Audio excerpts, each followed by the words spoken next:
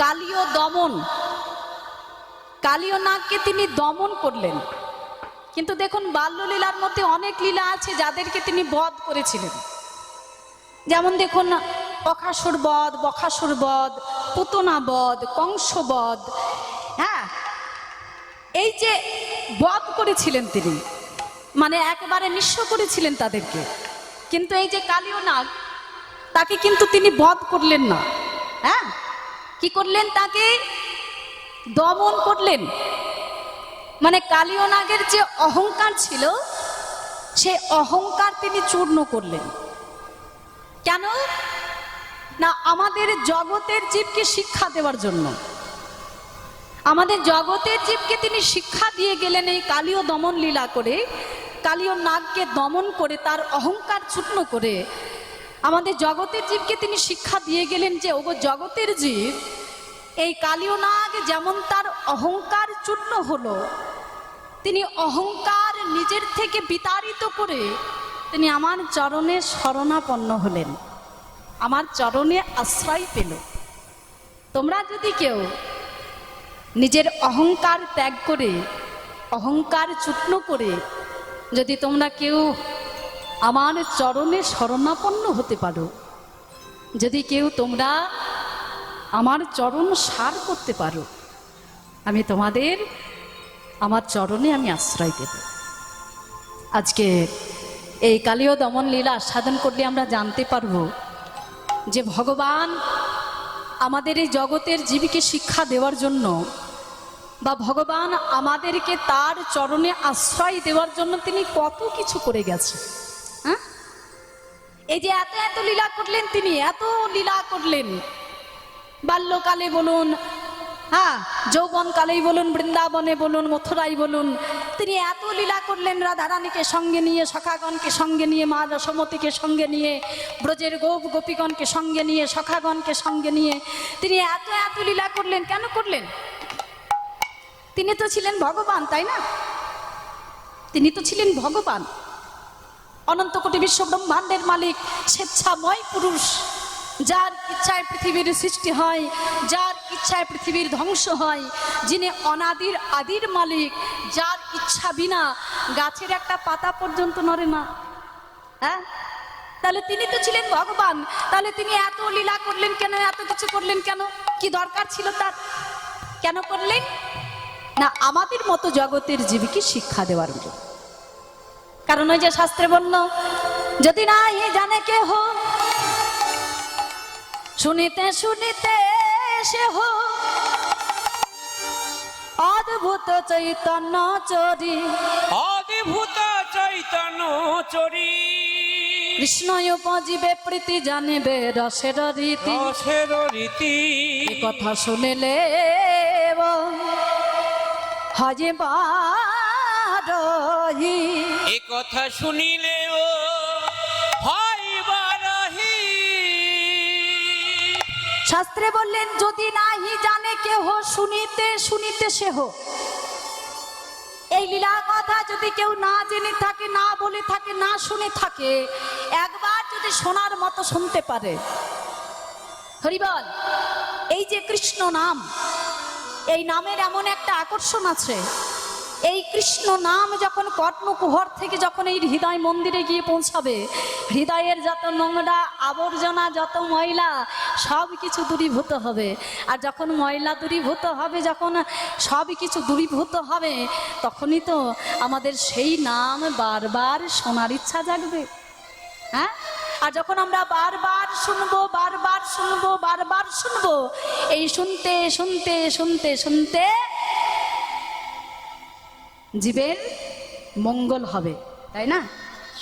তাই তো আমার ভগবান আমাদের এই জগতের জীবকে শিক্ষা দেওয়ার জন্য, আমাদের মতো জগতের জীবকে শিক্ষা দেওয়ার জন্য, এই অহংকারী জীবকে শিক্ষা দেওয়ার জন্য আমার ভগবান তিনি এত এত লীলা করে গেলেন।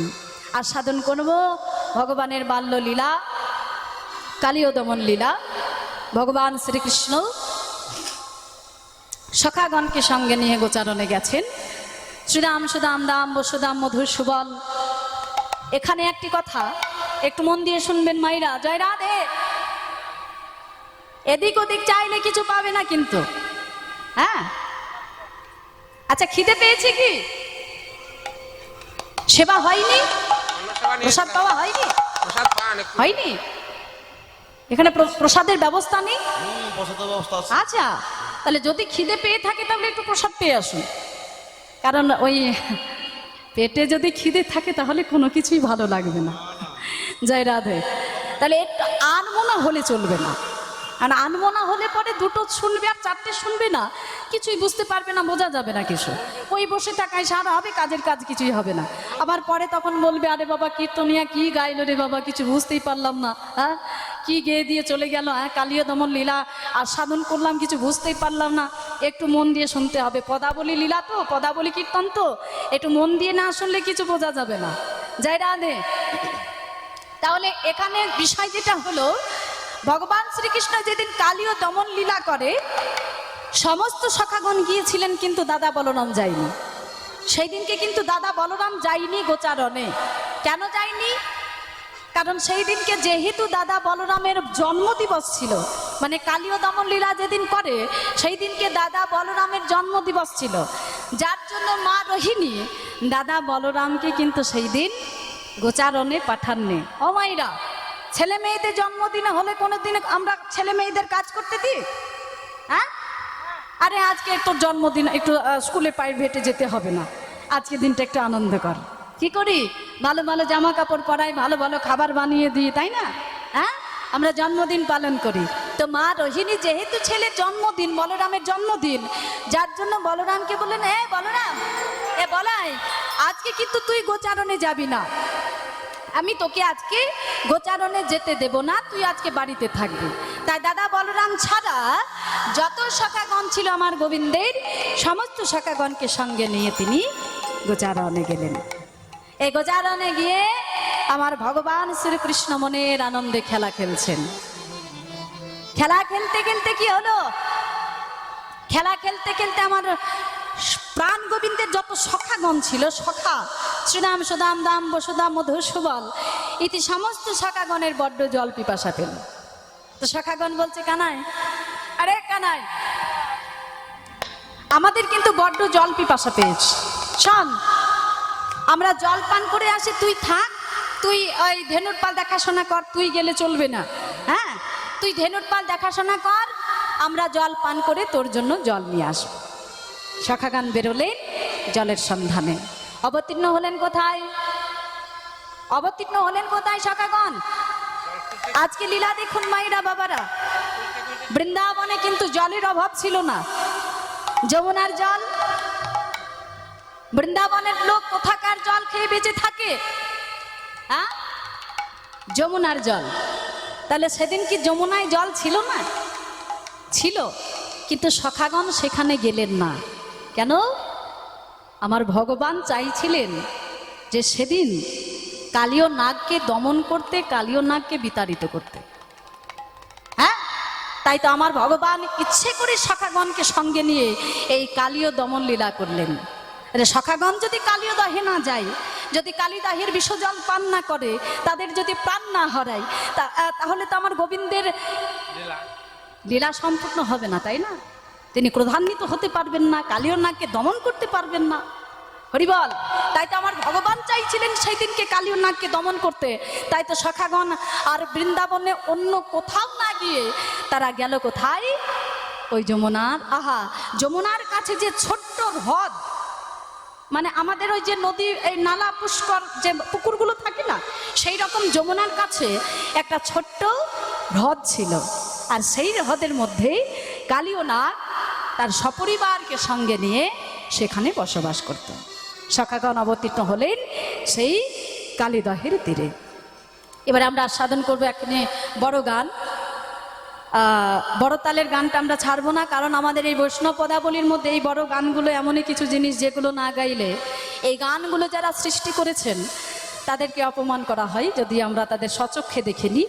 এই গানগুলো গাইলে পরে পরোক্ষভাবে তাদের অনুসরণ করা হয়। তাই গাইব তাল তিয়ট 14 মাত্রা।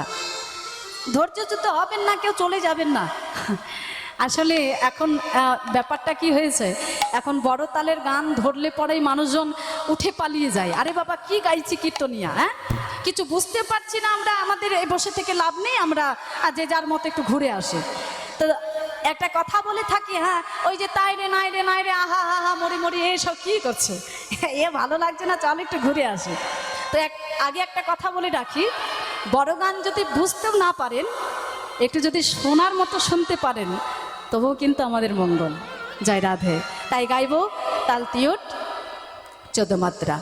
যে এই যে কালীয় দহ, তার অবস্থা কি, কালীয় নাগের বিষের অবস্থা কি, সে কিভাবে বসবাস করছে, আমরা এটা এই গানের মাধ্যম দিয়ে জানতে পারবো। আর কি বা কালেন্দি কালেন্দির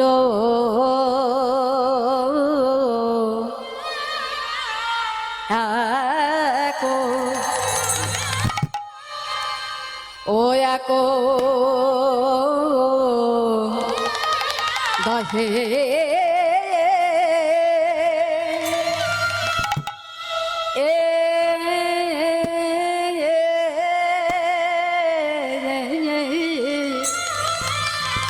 ও কালিন্দির এক দহে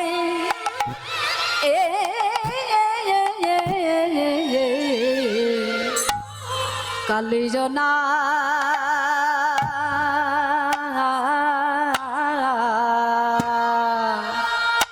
সদা আ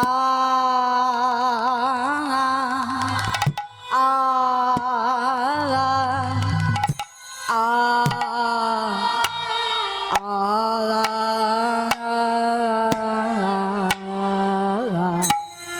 কালিন্দের একদহে কালিও নাগে সদা রহে ও রহে রে যে ও কি আহা মরে মরে রে রে ও কি আহা মরি রে এ এ এ এ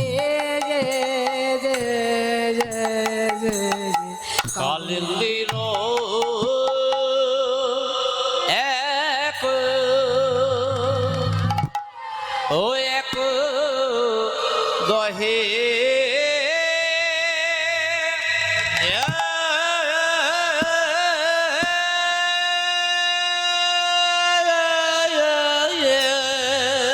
ইয়াহা মরি রে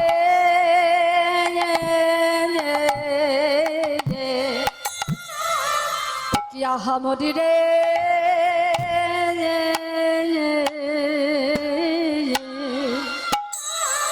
নাগের বিষেন জ্বালাই জ্বালা অঙ্গ জালে কালিও নাগে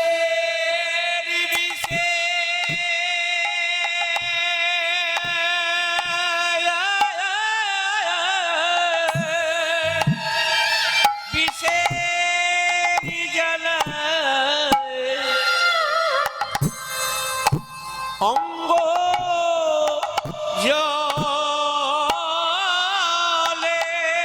কালিও নাগে বিষের জ্বালা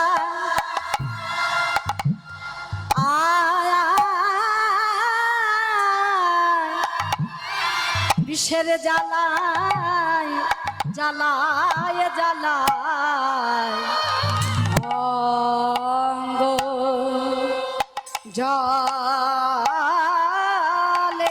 কালিও নাগে বিষে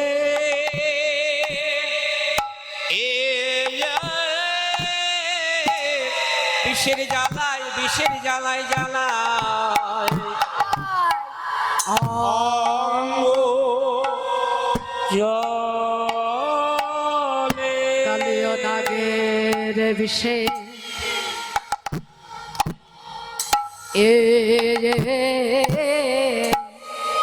বিষের জ্বালায় জ্বালায় অঙ্গ জালে কালিও নাগের বিষে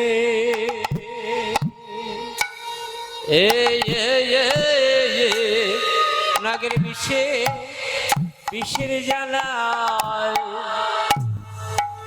অঙ্গ জ্বালিও না গে বিষের জ্বালা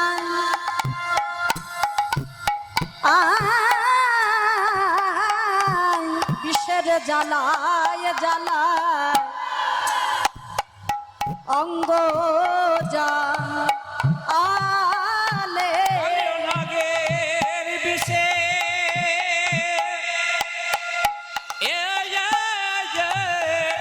বিষের জ্বালাই জ্বালা অঙ্গ জলে কালিও নাগে বিষের জ্বালা বিষের জ্বালায় জ্বালা অঙ্গ জালে কালিও নাগের বিষে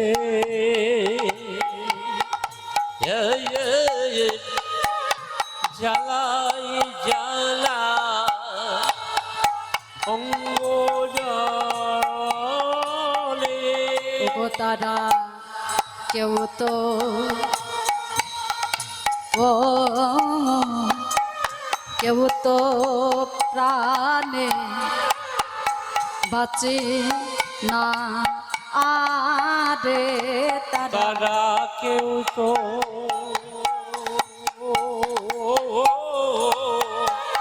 কেউ তো প্রাণে বাঁচে না গো ও তারা কেউ তো ও তারা কেউ তো প্রাণে বাঁচে না আগো তারা তারা কেউ তো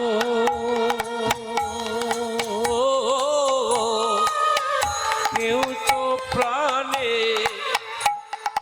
বাঁচে না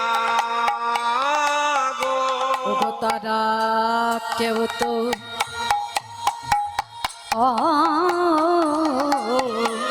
কেউ তো প্রাণে বাঁচে না আগো তারা তারা কেউ তো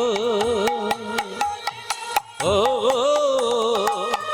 কেউ তো প্রাণে বাঁচে না গো ওগো তারা কেউ তো ও তারা কেউ তো প্রাণে বাঁচে না গো তারা কেউ তো প্রাণে বাঁচে না গো ওগো তারা কেউ তো প্রাণে বাঁচে না গো তারা কেউ তো প্রাণে বাঁচে না গো ওগো তারা কেউ তো প্রাণে বাঁচে না আগো তারা তারা কেউ তো প্রাণে বাঁচে না গো ওগো তারা কেউ তো প্রাণে বাঁচে না আগো তারা কেউ তো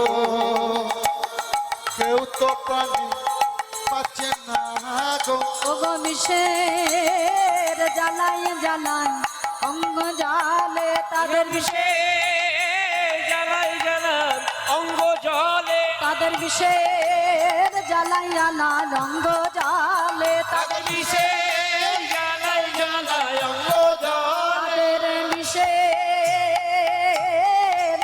জ্বালায় জ্বালায় অঙ্গ জালে তাদের বিষে জ্বালাই জ্বালাই অঙ্গ জলে তাদের বিষের জ্বালায় জ্বালায় অঙ্গ জালে তাদের বিষে জ্বালাই জ্বালাই অঙ্গ জলে তারা কেউ তো প্রাণে বাঁচে না রে তারা কেউ তো প্রাণে বাঁচে না গো তারা কেউ তো প্রাণে বাঁচে না গো তারা কেউ তো প্রাণে বাঁচে না গো তারা কেউ তো বাঁচে না গো তারা, তারা কেউ তো প্রাণে বাঁচে না গো, তারা কেউ তো প্রাণে বাঁচে না গো তারা, তারা কেউ তো প্রাণে বাঁচে না গো, তারা কেউ তো প্রাণে বাঁচে না গো তারা, তারা কেউ তো প্রাণে বাঁচে না গো, তারা কেউ তো প্রাণে বাঁচে না গো তারা, তারা কেউ তো প্রাণে বাঁচে না গো, তারা কেউ তো প্রাণে বাঁচে না গো তারা, তারা কেউ তো প্রাণে বাঁচে না গো, তারা কেউ তো প্রাণে বাঁচে না গো তারা, তারা কেউ তো প্রাণে বাঁচে না গো কালিন্দের কালিন্দের যাক দহে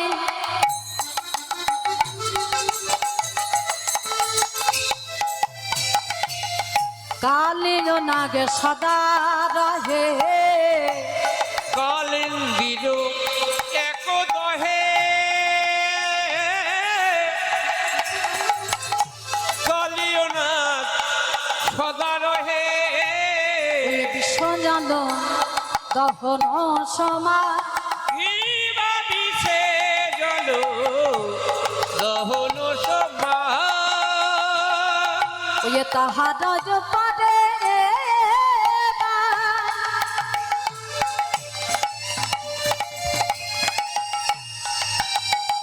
কোন পাখি যদি উড়ে যায়, তাহার পরে পাই,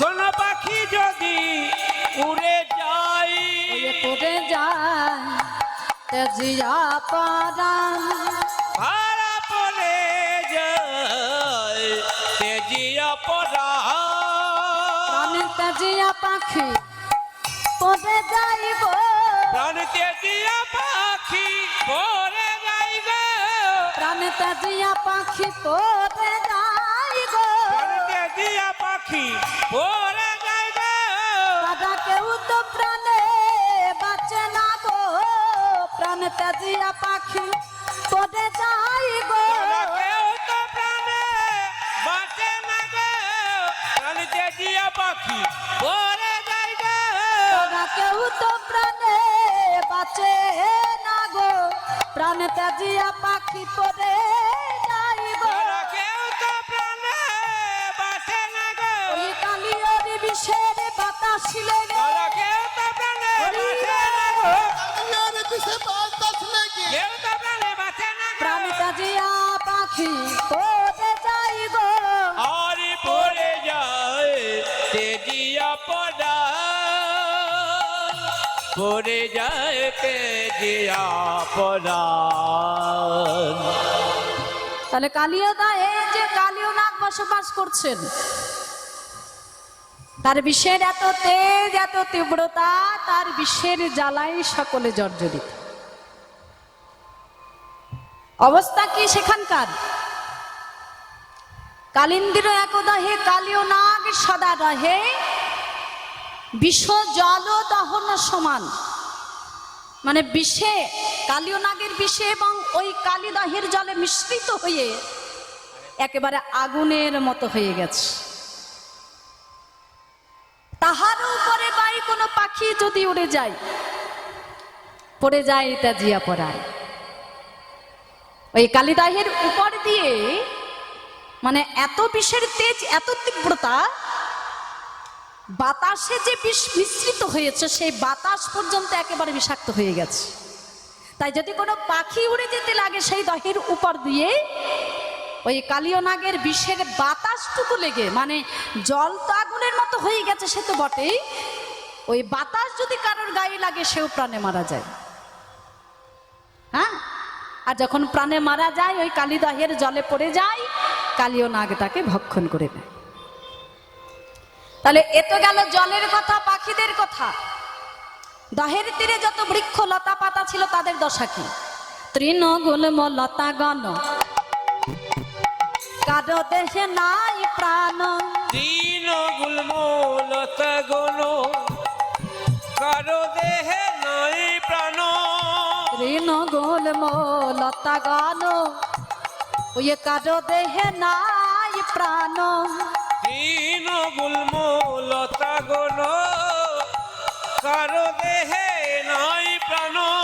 ওই যে বন বৃক্ষ সবে মরে গেছে, বন বৃক্ষ সবে মরে গেছে। ওই বন বৃক্ষ সবে মরে গেছে। বিবা বন বৃক্ষ সবে মরে গেছে। তাহলে তৃণগুল্ম লতা গণ কারো দেহে নাই প্রাণ। দহের তীরে যত তৃণ মানে ঘাস, বৃক্ষ মানে গাছ, লতাগণ পাতাগণ বড় বড় বৃক্ষ যা কিছু ছিল দহের তীরে সকলে ওই কালীয় নাগের বিষের বাতাস লেগে তারা প্রাণে মারা গেছে। তাহলে তার কত বিষের তেজ তীব্রতা দর্শন করুন মায়েরা। কত তেজ ছিল তার বিষের, কত অহংকার ছিল তার। হ্যাঁ, সকলকে জরাজন্ন করে দিচ্ছে, সকলে প্রাণে মারা যাচ্ছে তার বিষের বাতাস লেগে। কিন্তু বৃন্দাবনে যারা গেছেন সকলেই দর্শন করেছেন কদম্ব বৃক্ষ। কি দেখেননি ও মাইরা? কদম্ব বৃক্ষ দেখেছেন তো? কোথায় অবস্থিত বলুন তো? ওই কালিদাহের তীরে। আমার ভগবান শ্রীকৃষ্ণ তার সমকালীন সেই কদম্ব বৃক্ষ আজ অমরত্ব লাভ করেছে, এখনো সে জীবিত হয়ে আছে। তাহলে কথা হচ্ছে, প্রশ্ন হচ্ছে যে কালীয় নাগের বিষের বাতাস লেগে কালিদাহের তীরে যত বড় বড় বৃক্ষ তৃণ লতা পাতা যা ছিল সকলে মারা গেল, তাহলে ওই কদম্ব বৃক্ষটি কেন মরল না? সবে মাত্র করু কেলি কদম্ব তরু কেলি সাগরবে দাদা জিনায় আছে, সাগরবে মানে নিজের অহংকারে সে জীবিত হয়ে দাঁড়ায় আছে। কালিয়ার বিষ তার কিছু করতে পারছে না, সে নিজের অহংকারে মানে কদম্ব বৃক্ষটা জানে নিজের অহংকারে একেবারে অমর হয়ে দাঁড়িয়ে রয়েছে। কেন সবাই মারা গেল, সে কেন মরল না? কদম্ব বৃক্ষটি কেন মরল না? অনেকে বলে যে ভগবান শ্রীকৃষ্ণ তার তলায় দাঁড়িয়ে দাঁড়িয়ে লীলা করেছিলেন, তার তলায় দাঁড়িয়ে থাকতেন, মুরলী বাদন করতেন, তার জন্য মরছে না বা মরেনি। এটা কিন্তু নয়। হ্যাঁ, তাহলে কদম্ব বৃক্ষটি মরল না কেন কালিয়ার বিষের বাতাসে? কারণ ওই যে গরুর পক্ষী, সে তার মায়ের দাসত্ব মোচনের জন্য যখন স্বর্গ থেকে সুধা ভাণ্ড ছিনিয়ে আনে, যুদ্ধ করে ছিনিয়ে আনার পরে সে কিন্তু ওই কদম্ব বৃক্ষের ডালে বসেছিল। আর বসার পরে তিনি নিজে অমরত্ব লাভ করার জন্য, মানে তিনি নিজে অমর হওয়ার জন্য ওই সুধা ভাণ্ড থেকে তার ঠোঁট দিয়ে তিনি সুধা পান করতে গিয়েছিলেন বা পান করেছিলেন। হ্যাঁ, ওই যে ঠোঁটে লেগেছিল সুধা অমিয়, তো সেই সুধা ঠোঁটে লেগে কিন্তু ওই কদম্ব বৃক্ষে পড়েছিল বা লেগেছিল। সেই সুধা ভাণ্ডের পরশে বা সুধার পরশে, সেই অমিয় পরশে আজও সেই কদম্ব বৃক্ষটি অমরত্ব লাভ করেছে। কালিয়ার বিষ যেন তার কিছু করতে পারছে না, কেউ যেন তার কোনো ক্ষতি করতে পারছে না, সে এখনো সে অমর হয়ে রয়েছেন সেই সুধা ভাণ্ডের পরশে। তাই সবাই মারা গেলেও, মানে বড় বড় বৃক্ষ লতা পাতা তৃণগুল্ম সবাই মারা গেলেও সেই কদম্ব বৃক্ষটি কিন্তু মরল না। হরিবল। তাহলে এই যে কালীয় আমরা সাধন করব, যেহেতু আজকে আস্বাদনীয় বিষয় হলো কালীয় দমন, কালীয় নাগকে দমন করছেন ভগবান, তো আমরা সাধন করব এই যে কালীয় নাগ, যার এত বিষের তেজ, এত তীব্রতা, যার এত অহংকার, যার বিষের জ্বালায় সকলে জরাজন্য, এই কালীয় নাগ কে? তিনি কে ছিলেন পূর্বজন্মে? এটা আমাদের আগে জানতে হবে, কারণ এটা না জানলে আমরা কিন্তু লীলার মাধুর্যটা বুঝতে পারবো না। হরিবল। তাহলে এই কালীয় নাগ পূর্বজন্মে কে ছিলেন? আর তিনি কেনই বা তিনি এই সর্পকুলে, বিষাক্ত সর্পকুলে তিনি জন্মগ্রহণ করলেন? এই কালীয় নাগ পূর্বজন্মে ছিলেন চন্দ্রধ্বজ রাজা। এই চন্দ্রধ্বজ রাজার পেটে হয়েছিল শূল। শূল যন্ত্রণা নিয়ে রাজা ছটপট ছটপট করছে। দেশ দেশান্তর থেকে বদ্যি কবিরাজ ছুটে ছুটে আসছে, কিন্তু রাজার শূল যন্ত্রণা ভালো করতে পারছে না, সহ্য করতে পারছে না আর যন্ত্রণা। বিভিন্ন রাজ্য থেকে ছুটে আসছে বড় বড় বদ্যি কবিরাজ, কিন্তু চিকিৎসা করে সবাই নৈরাশ হয়ে ফিরে যাচ্ছে। রাজার কষ্ট যন্ত্রণা দুঃখ কেউ দূরীভূত করতে পারছে না। রাজা যন্ত্রণায় কষ্টে দুঃখে দুটি নয়ন জালে ভেসে যাচ্ছে, আর মনে মনে চিন্তা করছে, কেউ কি নেই, কেউ কি নেই আমার এই যন্ত্রণা ভালো করতে পারে, কেউ কি নেই আমার এই শূল যন্ত্রণা ভালো করতে পারে। চন্দ্রধ্বজ রাজা যন্ত্রণায় কষ্টে ছটপট ছটপট করতে করতে নিজ গুরুদেবকে ডেকে পাঠালেন। আর যেই গুরুদেব এসেছে, গুরুদেবের রাতুল রাঙা চরণে আছাড় খেয়ে পড়েছে। গুরুদেব, আপনি কৃপা করুন, আমার এই যন্ত্রণা, এই শূল যন্ত্রণা, এই কষ্ট আমি আর সহ্য করতে পারছি না। এত কষ্ট, এত যন্ত্রণা আমি আর সহ্য করতে পারছি না। গুরুদেব, আপনি কৃপা করে কোনো উপায় বলে দিন, উপায় করে দিন, যে উপায়ে আমার এই কষ্ট যন্ত্রণা দূরীভূত হবে। গুরুদেব বললেন, মহারাজ, একটা উপায় আছে। বলে, কি উপায়? বলে, মহারাজ, আপনার এই রাজ্যে একটি সরোবর আছে, মান সরোবর, আর সেই সরোবরে একটি রাজহংস সেখানে খেলা খেলছে।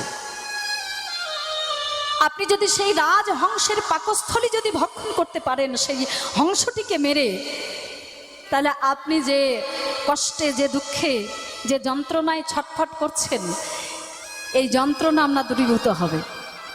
চন্দ্রধ্বজ রাজার আনন্দ ধরছে না, মনে মনে চিন্তা করলেন, আহা, তাহলে আমায় আর বেশি কিছু করতে হবে না, ওই মান সরোবরে গিয়ে রাজহংসটিকে মারতে পারলেই আমার এই কষ্ট যন্ত্রণা দূরীভূত হবে। চন্দ্রধ্বজ রাজা ছুটতে ছুটতে চললেন সেই মান সরোবরে। আর মান সরোবরে অবতীর্ণ হয়ে তিনি দর্শন করলেন, সত্যি একজন হংস, একটি হংস সেই সরোবরের মধ্যে খেলা খেলছেন। রাজা মনে মনে চিন্তা করলেন, এই তো গুরুদেবের কথা একেবারে মিলে যাচ্ছে, মিলে গেল। এই তো হংস খেলা খেলছে, ওই হংসটিকে মারব, তার পাকস্থলী আমি ভক্ষণ করব, তাহলে আমি সব কষ্ট থেকে দূরীভূত হব। এ রাজা কি করেছে? হংসটিকে মারার জন্য উদ্যত হচ্ছেন, প্রস্তুত হচ্ছেন, মারতে হবে তো, তার পাকস্থলী ভক্ষণ করতে গেলে তো মারতে হবে, তাকে মারার জন্য প্রস্তুত হচ্ছে। যেই মারতে যাবে, হংসটি কথা বলে উঠল, মহারাজ, আচ্ছা, আপনি কি আমায় মারতে এসেছেন? বলে, হ্যাঁ গো হংস, আমি তোমায় মারতে এসেছি, তোমায় মারবো আমি। বলে, কেন মহারাজ? আমি তো আপনার কোনো ক্ষতি করিনি, কোনো অমঙ্গল করিনি, আমি তো এই সরোবরের মধ্যে খেলা খেলি, আমি আপনার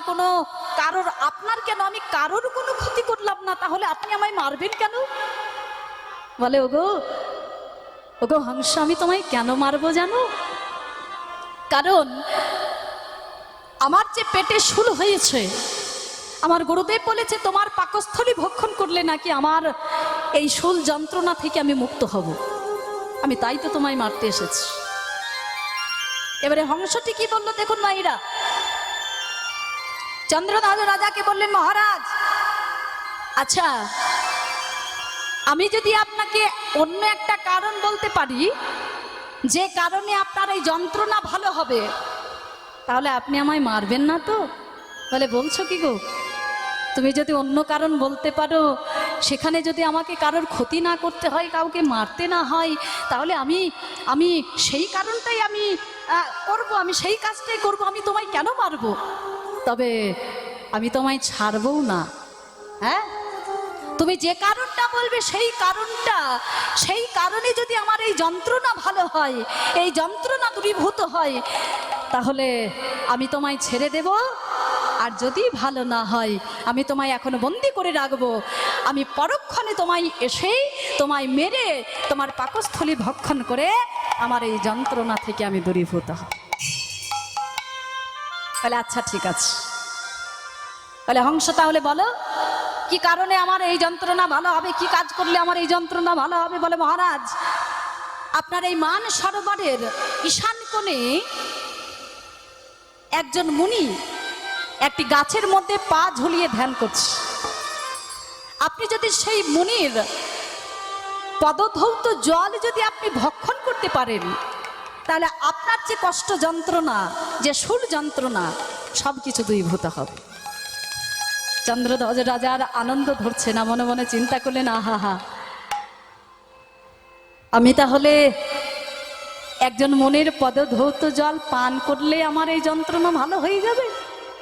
তাহলে আমাকে কাউকে হত্যা করতে হবে না, জীব হত্যা করতে হবে না। বাবা মনের আনন্দে একটা পাত্রে জল নিলেন, মানে ওই মান সরোবরের জল পাত্রে নিয়ে মাথায় করে নিয়ে চললেন সেই ঈশান কোণে। আর সেখানে অবতীর্ণ হয়ে চন্দ্রধ্বজ রাজা দর্শন করলেন যে সত্যি একজন মুনি একটি গাছের মধ্যে পা ঝুলিয়ে ধ্যান করছে। চন্দ্রধ্বজ রাজা সেই মুনির কাছে গেলেন, আর মনের কাছে গিয়ে করজোড়ে মিনতি করছে, মুনিবর, আমি আপনার কাছে বড় আশা নিয়ে এসেছি। আমার যে পেটে শুল হয়েছে, আমায় একজন বলেছে আপনার চরণ ধৌত জল পান করলে আমি আমার এই যন্ত্রণা থেকে মুক্ত হব। মুনিবর, এই কষ্ট, এই যন্ত্রণা আমি আর সহ্য করতে পারছি না। মুনিবর, আপনি যদি কৃপা করে দুখানি চরণ নয়, আপনি যদি কৃপা করে আপনার একখানি চরণ আপনি যদি বাড়িয়ে দিতেন, তাহলে আপনার ওই চরণ ধৌত করে, সেই চরণ ধৌত জল পান করে আমি আমার এই যন্ত্রণা থেকে আমি মুক্ত হতাম। মুনিবর, আপনি কৃপা করুন, আপনি কৃপা করে আপনার একখানি চরণ আপনি বাড়িয়ে দিন। চন্দ্রধ্বজ রাজার কথা মতো সেই মুনি কি করলো, গাছের মধ্যে পা ঝুলিয়েছিল তো, তাড়াতাড়ি করেই একখানা পা বাড়িয়ে দিয়েছে। আর যেই একখানা পা বাড়িয়ে দিয়েছে, চন্দ্রধ্বজ রাজা দর্শন করলেন সেই চরণে, সেই পায়ে, সারা পায়ে ঘা ঠিক করছে, সেই ঘায়ে পোকা হয়ে গেছে, পোকা গিলগিল করছে। চন্দ্রধ্বজ রাজা মনে মনে চিন্তা করলেন, আমি চরণ ধৌত করব বটে, কিন্তু আমি জল পান করব কেমন করে? আমি তো জল পানে রুচি করতে পারবো না। ঘৃণা করলেন, অবজ্ঞা করলেন, অবহেলা করলেন চন্দ্রধ্বজ রাজা। এবারে যেই চরণ ধৌত করতে পারলেন না, সেই মুনিবারকে বললেন, মুনিবার, আমি আপনার এই চরণখানি আমি ধৌত করতে পারছি না। মুনিবার, আপনি যদি কৃপা করে আপনার ওই বাকি আর একখানি চরণ যদি আপনি বাড়িয়ে দিতেন, তাহলে মনে বড় শান্তি পেতাম। এ রাজার কথা মতো সেই মুনি কি করলো, তাড়াতাড়ি করে আর একখানা পা বাড়িয়ে দিল। আর যেই পা বাড়িয়েছে, চন্দ্রধ্বজ রাজা দর্শন করলেন সেই পায়ে কুষ্ঠ, সেই কুষ্ঠ আবার সেই কুষ্ঠের মধ্যে পোকা হয়ে গেছে, পোকা গিলগিল করছে, রক্ত পৌঁছে ঝরে ঝরে পড়ছে। চন্দ্রধ্বজ রাজা মনে মনে চিন্তা করলেন, তাই তো, আমি যদি এখন চরণ ধৌত না করি তাহলে মুনি আমাকে অভিশাপ করবে। তাই বাধ্যতায় মুনির পদ ধৌত করলেন বটে চন্দ্রধ্বজ রাজা, কিন্তু সেই চরণ ধৌত জল পানে রুচি করতে পারলেন না, পান করতে পারলেন না। তবে এখানে আরেকটি কথা, যে পান করতে পারলেন না বলে ঘৃণা করলে, দেখুন মাইরা, আমরা যদি কোনো কিছুকে ঘৃণা করি, সেটা কি করি, আমাদের কাছ থেকে দূর করে দিই, তাই না? হ্যাঁ, ঘৃণা করলে সেই ঘৃণার বস্তুটিকে আমরা নিজের কাছ থেকে দূর করে দিই, হ্যাঁ, যা সরে যা। বা যদি কোনো ঘৃণা বস্তু আমাদের কাছে থাকে, সেটা কি করে আমরা ফেলে দিই। কিন্তু চন্দ্রধ্বজ রাজা সেটা করলেন না, ফেলে দিলেন না। যে চরণ ধৌত জল কি করলেন, ফেলে না দিয়ে সেই পাত্রখানে মাথায় নিয়ে চন্দ্রধ্বজ রাজা ঘরে ফিরলেন। আর ঘরে ফিরে কি করলেন, ঠাকুর ঘরে গিয়ে সেই চরণ ধৌত জল রেখে দিলেন। মনের দুঃখে বাইরে বসে রয়েছেন। আর ঠিক এমন সময় রাজার দুইজন পত্নী ছিল, সেই দুইজন পত্নী যেই ঠাকুর ঘরে গেল দেখলো একটা পাত্রের মধ্যে একটুখানি জল রয়েছে। রাজা দুইজন পত্নী মনে মনে চিন্তা করলেন যে আমাদের মহারাজ তো বড় দুঃখে আছে, কষ্টে আছে, তাই হয়তো কোনো মন্দিরে গিয়েছিল, সেখান থেকে হয়তো চরণামৃত নিয়ে এসেছেন। তাই রাজার দুইজন পত্নী তারা কি করলেন, সেই চরণ ধৌত জল, সেই চরণামৃত, সেই মুনির পদ ধৌত জল কোন দেবতার পদ ধৌত মানে চরণামৃত হিসাবে দুইজন পত্নী তারা ভাগ ভাগ করে তারা পান করলো। তাহলে চন্দ্রধ্বজ রাজা অবহেলা করলো, অবজ্ঞা করলো, সেই মুনি কি করলো, প্রধান্বিত হয়ে সেই চন্দ্রধ্বজ রাজার সম্মুখে অবতীর্ণ হলো। রাজন, আপনি আমার পদ ধৌত করলেন বটে, কিন্তু জল পানে রুচি করতে পারলেন না। আপনি করলেন আমায় অবহেলা, করলেন আমায় অবজ্ঞা, আমি দিলাম আপনাকে অভিশাপ, আপনি পরজন্মে সর্পকুলে জন্মগ্রহণ করবে। আর যেই এই কথা বললেন, যেই অভিশাপ করলেন, চন্দ্রধ্বজ রাজা দুটি নয়ন জলে ভেসে যাচ্ছে। মুনিবার, আপনি আমায় এত বড় অভিশাপ করলেন? বলে হ্যাঁ, এতে শেষ নয়, তুমি যে সর্পকুলে যাবে সেখানে গিয়ে তোমার এত অহংকার হবে, তোমার এত বিষের তেজ হবে, এত বিষের তীব্রতা হবে, তোমার বিষের জ্বালাই সকলে জরাজন্ম হবে। আর যেই এত বড় অভিশাপ করলেন, চন্দ্রধ্বজ রাজা সেই মুনির চরণ তলে আছাড় খেয়ে পড়েছে। মুনিবার, আপনি এত বড় অভিশাপ আমায় করবেন না, আপনি কৃপা করে অভিশাপ আপনি ফিরিয়ে নিন। বলে না না না, মুনি বাক্য কখনো অনর্থা হয় না, অযথা হয় না, আমি যা বলেছি তাই ঘটবে। মুনিবার, তাহলে আমি কি সেই সর্পকুল থেকে, সেই অহংকার থেকে কি কোনোদিনও উদ্ধার পাবো না? বলে উদ্ধার পাবে কবে? আগত দাপর যুগে। আগত দাপর যুগে ভগবান শ্রীকৃষ্ণ তোমার মস্তকে নৃত্য করবে গো। কেন জানো? কারণ তুমি আমার চরণ ধৌত জল ফেলে না দিয়ে তুমি মস্তকে করে নিয়ে বাড়িতে ফিরেছো, ঘরে ফিরেছো, যার জন্য ভগবান শ্রীকৃষ্ণ তোমার মস্তকে নৃত্য করবে। আর নৃত্য করতে করতে করতে তোমার প্রাণ যাই যাই অবস্থা হবে, কিন্তু তোমার প্রাণ যাবে না। তোমার প্রাণ ফেরাবে কারা? তোমার পত্নীগণ। কেন? কারণ তারা আমার চরণ ধৌত জল ফেলে না দিয়ে তারা চরণামৃত হিসাবে তারা গ্রহণ করেছে। তাই তোমার পত্নীগণের করুণ ক্রন্দনে ভগবান শ্রীকৃষ্ণ তোমার ফনা হতে নামবে, তোমার অহংকার দূরীভূত করবে, তুমি সর্পকুল থেকে, অহংকার থেকে তুমি মুক্ত হবে। নিতাই গৌর হরি বল, হরি বল। তাহলে যার যেমন কর্ম তার তেমন ফল, তাই না? যে যেমন কর্ম করবে সে তেমন ফল লাভ করবে। আমরা যদি কোনো সুকর্ম করি, ভালো কর্ম করি, তাহলে ভালো ফল পাবো, ভালো ফল লাভ করব। আর যদি দিবারাত্রি যদি অকর্ম কুকর্ম করি, অকাজ কুকাজ করি, অধর্ম করি, লোকের ক্ষতি করি, মানুষের ক্ষতি করি, ক্ষতি চাই, তাহলে কি হবে? আমাদের কি ভালো হবে? মায়েরা, আমাদের ভালো হবে? হবে না।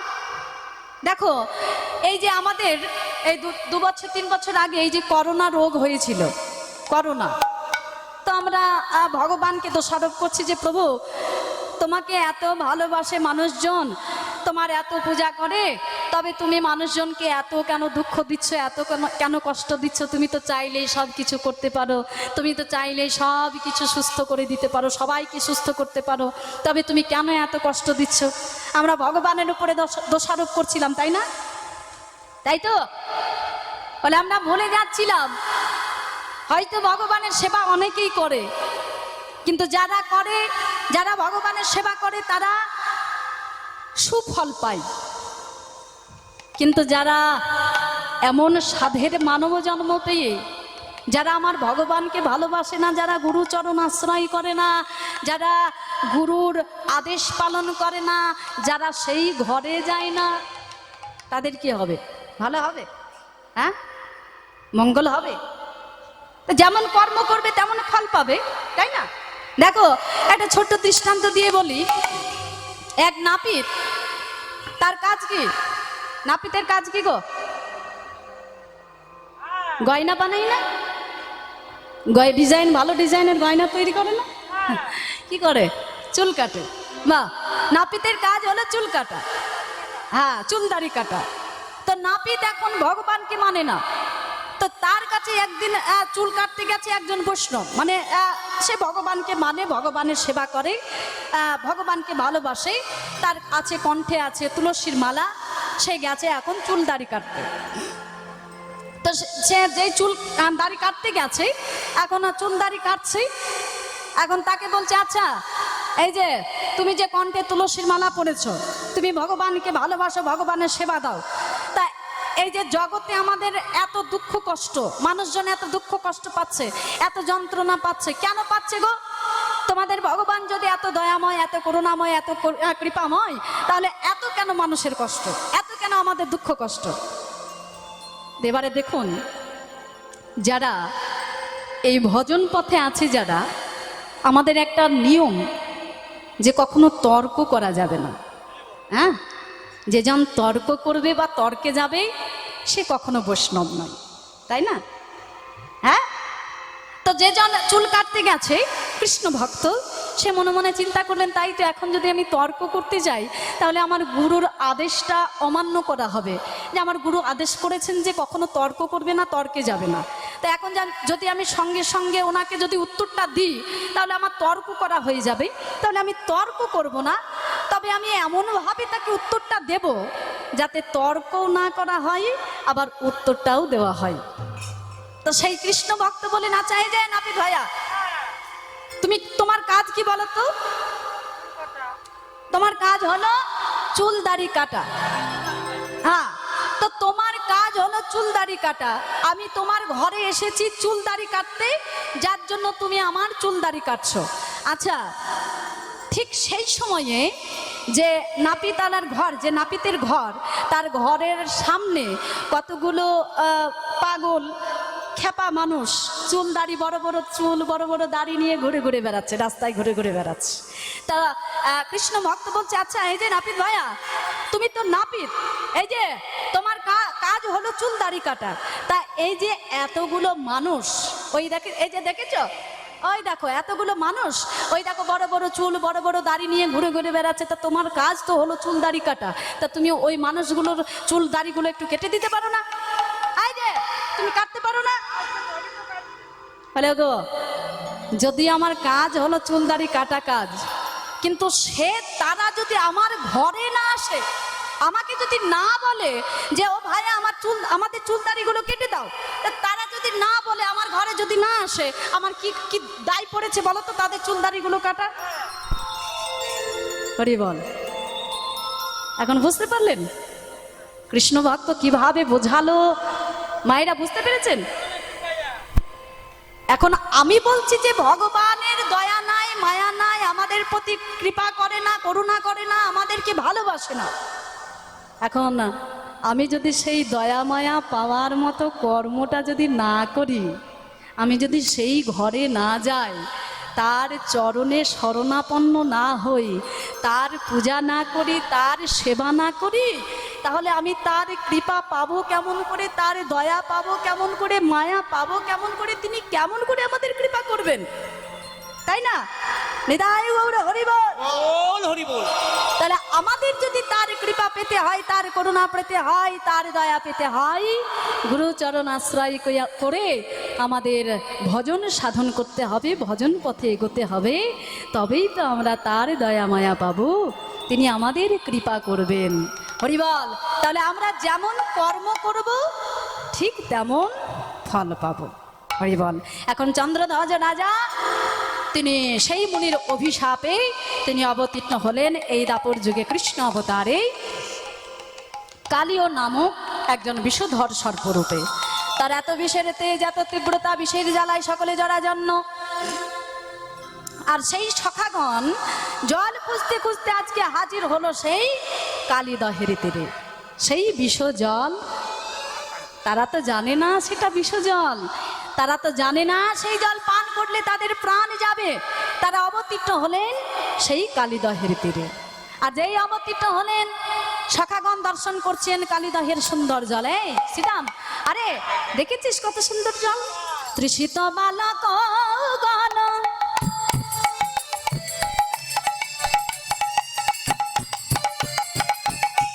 দেখি স্নিগ্ধ জীবন, তৃষিত বালক গান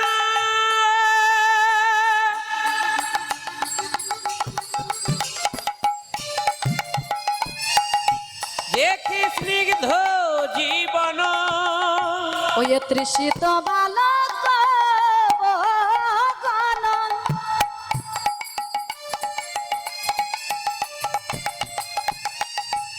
ওই দেখি স্নিগ্ধ জীবন, তৃষিত বালক গান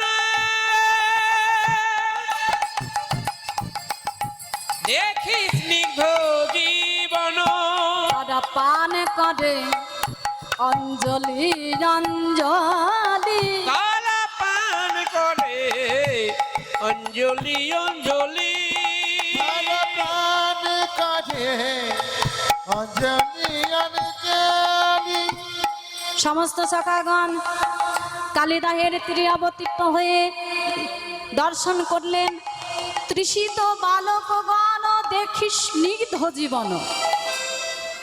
তৃষিত মানে তৃষ্ণার্ত, মানে সখাগণ তারা তো জল পান করবে বলে তৃষ্ণায় কাতর হয়ে তারা গিয়েছিল কালিদহের তীরে। তারা তৃষিত বালকগণ মানে সখাগণ দেখি স্নিগ্ধ, স্নিগ্ধ মানে সুন্দর, স্বচ্ছ, অতি সুন্দর জল। হ্যাঁ, যেন জলের মধ্যে যেন নিজেদের বদনগুলো দেখা যাচ্ছে, এত সুন্দর জল। তাহলে তৃষিত বালকগণ দেখি স্নিগ্ধ জীবন পান করে অঞ্জলি অঞ্জলি। এখানে কিন্তু প্রাণ নয়, পান, পানীয়। তারা পান করলো জল, তারা পান করলো, পান করে অঞ্জলি অঞ্জলি। তারা সবে পান করিল, তারা সবে পান করিল গো, তারা সবে পান করিল, তারা সবে পান করিল গো, কালিদহের বিষ জল তারা সবে পান করিল, ওই কালিদহের বিষ জল তারা অঞ্জলি অঞ্জলি করি, কালিদহের বিষ জল তারা অঞ্জলি অঞ্জলি হরি। কালিদহের বিষ জল তারা সবে পান করিল, ও পান করে অঞ্জলি অঞ্জলি, পান করে অঞ্জলি অঞ্জলি। তাহলে ব্রজবালকগণ কালিদহের বিষ জল তারা পান করলো। আর পান করে তাদের দশা কি হলো? বিষে ছটপট করে কালিদহের তীরে, কালিদহের তীরে ঢলিয়া পড়িল সকলে, ওই না ঢলিয়া পড়িল সকলে। বিষজল পান করে ব্রজবালকগণ সবাই ঢলে পড়লো। ও মাইরা, আমরা যদি কেউ বিষ পান করি আমাদের দশা কি হবে? বিষে ছটপট করবো বিষের জ্বালাই, হ্যাঁ তাই না? তো ব্রজবালকগণ তারা তো কালিদহের বিষ জল পান করলো, এখন তাদের দশা কি হবে? তারা ছটপট করছে। তবে আমরা যদি কোনো কষ্ট পাই, দুঃখ পাই, মানে যখন সেই সময় আসে আমরা মৃত্যু শয্যায় পড়ে আমরা কাকে স্মরণ করি বলো তো? ভগবানকে। কাকে স্মরণ করি? গোবিন্দকে। তবে সেই অভ্যাসটা যদি থাকে তবেই তাকে স্মরণ করব। কিন্তু আমার যদি সেই অভ্যাসটাই না থাকে, হরি বল, আমি যদি এখন থেকে যদি আমি অভ্যাস করে রাখি তাকে স্মরণ করে করে, তবেই কিন্তু সেই সময়ে আমাকে তাকে স্মরণে আসবে। হরি বল, এখানে এটা কিন্তু জরুরি কথা। আমি যদি এখন থেকে যদি অভ্যাস করি, অভ্যাস থাকে আমার, তবেই কিন্তু সেই সময় আমার তাকে কি স্মরণে আসবে? আমি যদি অভ্যাস না করি তাহলে কি করে স্মরণে আসবে? হরি বল। অনেকেই আছে, অনেকে বলে না মৃত্যু শয্যায়, ওরে আমার মেয়েকে ডাক রে, ওরে আমার নাতনি আছে ওখানে ডাক, আমার খুব ইচ্ছে তার তার মুখখানা একবার আমি দেখব। মেয়েকে নিয়ে আয়, আমার ছেলেকে নিয়ে আয়, আমি তাদের মুখখানা শেষ দেখা দেখিয়ে তারপরে যাব, তাছাড়া আমার প্রাণ যাচ্ছে না রে। বলে না ও মায়েরা, বলে না? হ্যাঁ, তাহলে আমরা হলাম কলির জীব, আমরা সব সময় সংসারের কথা চিন্তা করি। সেদিনও চলে যাওয়ার সময়ও কিন্তু আমরা ভগবানকে, অনেক মানুষ আছে যারা ভগবানকে স্মরণ করতে পারে না। হ্যাঁ, অনেকেই আছে। আমার বাড়ির পাশে একটা কথা বলি, আমার বাড়ির পাশে আমার মানে শাশুড়ি মাই হচ্ছে দুঃসম্পর্কে শাশুড়ি মা। তো এমন অবস্থা, প্রাণ যাই যাই অবস্থা, মানে ছেলে বৌমা কি করেছে, ছেলে বউ ওই ভাগবত পাঠক যারা পাঠ করে যারা তাদেরকেও ডেকে এনেছে, ভাগবত পাঠ চলছে। হ্যাঁ, কিন্তু সেই মানুষটার কেমন কপাল দেখুন, যাবার সময় হয়ে গেছে কিন্তু তিনি গেলেন না। এখন সেই মানুষটা এখন হেঁটে বেড়াচ্ছে। তোমার যে এই অবস্থা হয়েছিল, তোমার যে একেবারে তুমি শয্যাশায়ী হয়ে গেলে, আমরা তো ভাবলাম তুমি মারা যাবে, তা তোমার তখন কি মনে হচ্ছিল বলো তো? বলে হ্যাঁ, এত তাড়াতাড়ি আমি যাব? হ্যাঁ, এত তাড়াতাড়ি তোদেরকে ছেড়ে যাব আমি? এখন আমি অনেক দিন বাঁচবো, অনেক দিন থাকবো। বলে আচ্ছা সে নয়, তুমি থাকবে, তা তোমার তখন কি মনে হচ্ছিল বলো তো? বলে কেন, আমাকে নিতে এসেছিল সবাই। বলছে দেখুন, বলে আমার স্বামী আমাকে দেখা দিচ্ছেন, আমার কাছে এসো বলছে, সকলে বলছে। তা আমি বললাম যে কেন আমি এখন তোমাদের কাছে যাব? এখন আমি তোমাদের কাছে যাব না, আমি এখন থাকবো, এখন আমি এখানে থাকবো, সবার কাছে থাকবো, সবাইকে নিয়ে থাকবো, এত তাড়াতাড়ি আমি চলে যাব নাকি?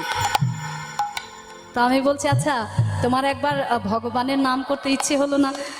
বলে না, সে তো মনে হয়নি। ভগবানকে ইচ্ছে মানে নাম করতে ইচ্ছে হয়নি? বলে না, তা তো হয়নি। তো এখনো অনেক মানুষ আছে যারা আসলে মনে আসবে কি করে বলো তো? সেই অভ্যাসটা তো নেই। হ্যাঁ, সেই অভ্যাসটা থাকবে তবেই তো সেই সময় আমার তার কথা মনে আসবে, তার কথা স্মরণে আসবে। এখন সখাগণ তারা তো বিষজল পান করেছে, বিষের জ্বালায় ছটফট ছটফট করছে, ঢলিয়া পড়িল সকলে ঢলে পড়েছে। কিভাবে ঢলে পড়েছে? কেউ বা তীরে, কেউ বা নীরে, তারা কেউ বা তীরে, কেউ বা নীরে, তারা কেউ বা তীরে, কেউ বা নীরে, তারা কেউ বা তীরে, কেউ বা নীরে, তারা ঢলিয়া ঢলিয়া পড়ে, কেউ বা তীরে, কেউ বা নীরে, ঢলিয়া ঢলিয়া পড়ে, কেউ বা তীরে, কেউ বা নীরে, তারা ঢলিয়া ঢলিয়া পড়ে, কেউ বা তীরে, কেউ বা নীরে, তারা ঢলিয়া ঢলিয়া পড়ে, তাদের প্রাণ তো আর বাঁচে না রে, ঢলিয়া ঢলিয়া পড়ে, প্রাণ তো আর বাঁচে না রে। ঢলিয়া ঢলিয়া তারা ঢলিয়া ঢলিয়া পড়ে। তাহলে সখাগণ বিষজল পান করে বিষে ছটপট করতে করতে কেউ তীরে, কেউ নীরে, কেউ অর্ধেক তীরে, কেউ অর্ধেক নীরে, সবাই ঢলে পড়ল। তবে বিষের জ্বালায় ছটপট করতে করতে কেউ কিন্তু তারা কানাইকে ভুলে যাচ্ছে না। ও মায়েরা, সখাগণ বিষের জ্বালায় ছটপট ছটপট করছে বটে, কিন্তু কেউ একবার সংসারের মাতা পিতা ভাই বন্ধু আত্মীয় স্বজন কারোর কথা মনে করছে না, কারোর কথা স্মরণ করছে না। তারা শুধুমাত্র ভাই কানাইয়ের কথা চিন্তা করছে।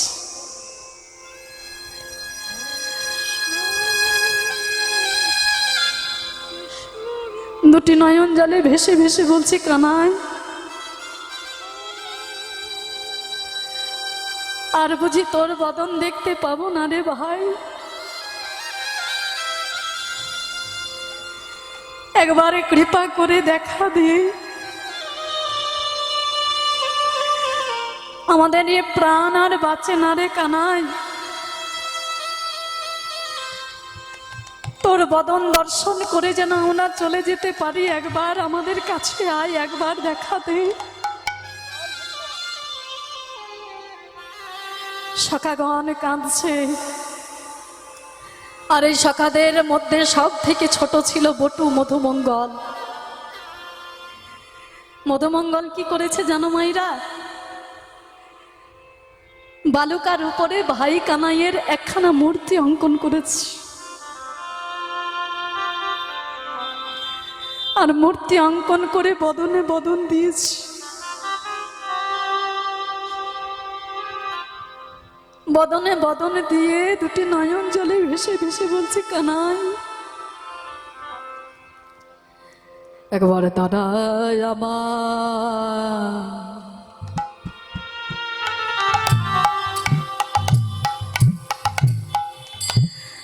আমার আখি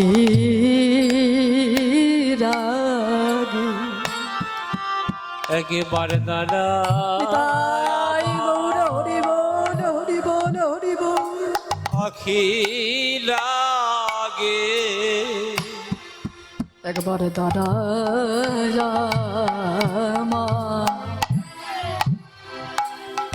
আমার আখি রাগে। একবারে দাঁড়ায় আমার আখি লাগে তোর বদনে দেখতে দেখতে জানো আমি না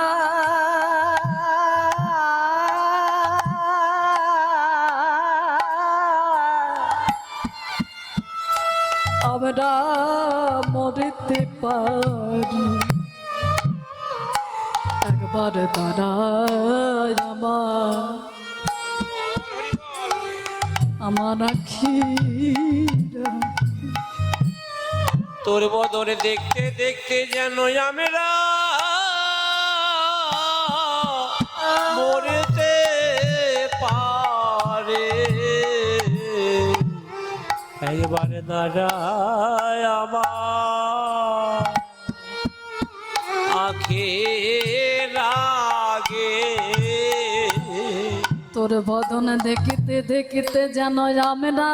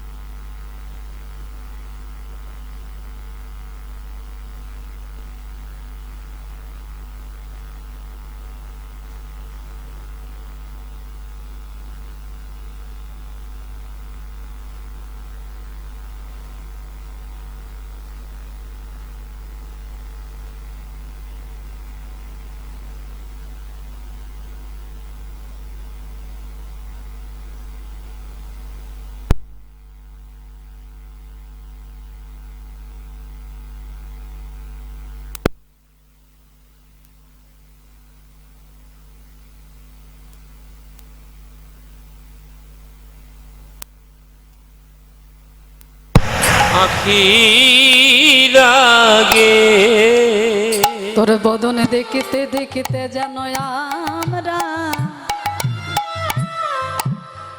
আমরা মরিতে পারি একবার দাদা আমার আমার আখি লাগে তোর বদন দেখিতে দেখিতে আমরা মরিতে পারে বলে ওরে ওরে আমার জীবন কানায় তোর বদন দেখিতে দেখিতে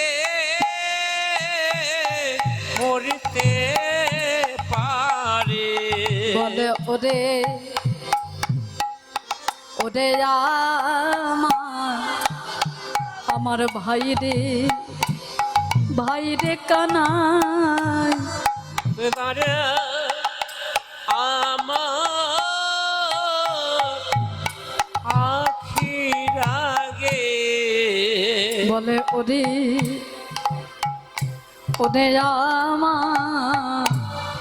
আমার জীবন কানাই একবার দাঁড়া আমার আখি লাগে বলে ওরে আমার ভাই রে কানাই একবার দাঁড়া আমার আখি লাগে বলে ওরে আমার জীবন কানাই একবার দাঁড়া আমার আখি লাগে বলে ওরে আমার ভাই রে কানাই এবার দাদা আমার আখি লাগে হৃদয় গৌর হরি বল হরি বল। এবার দাদা আমার আখি লাগে আমায় ভাই রে কানাই দাদা আমার আখি লাগে ওরে আমায় ভাই রে কানাই দাদা আমার আখি লাগে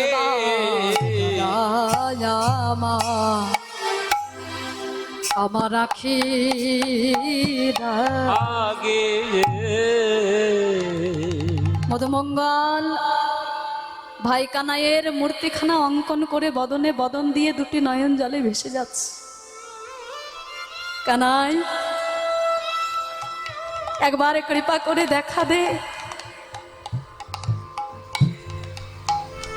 শুনেছি মরণকালে যদি কেউ তোর বদন দর্শন করতে করতে যদি কেউ মরতে পারে সে নাকি আবার পরজন্মে তোরে পায়।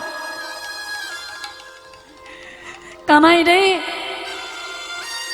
আমরা বড় ভাগ্য ফলে তোর সঙ্গ পেয়েছিলাম, কিন্তু বেশি দিন তো তোর সঙ্গ লাভ করতে পারলাম না, আমাদের তো আশা মিটল না রে কানাই। তাই এই মৃত্যুকালে একবার তোর বদনখানা দেখা, একবার তোর বদন দর্শন করতে করতে যেন আমরা মরতে পারি, কারণ তোর বদন দর্শন করতে করতে যদি আমরা চলে যেতে পারি পর জন্মে আবার আমরা তোরে পাবো।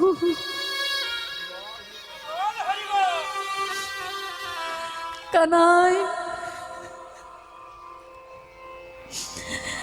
একবার দেখা দে ভাই। মধুমঙ্গল দুটি নয়ন জলে ভেসে যাচ্ছে। সকাদের থেকে সব থেকে ছোট ছিল বটু, হরি বল হরি বল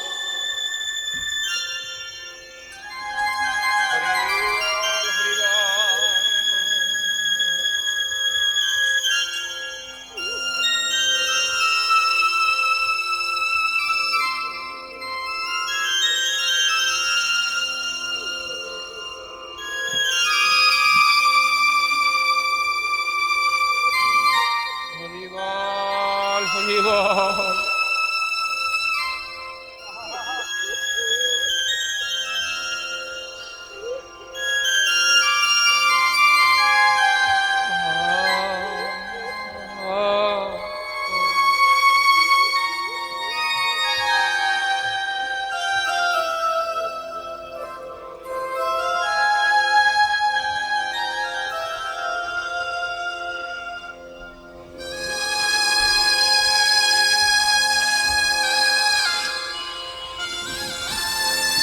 হরিবল।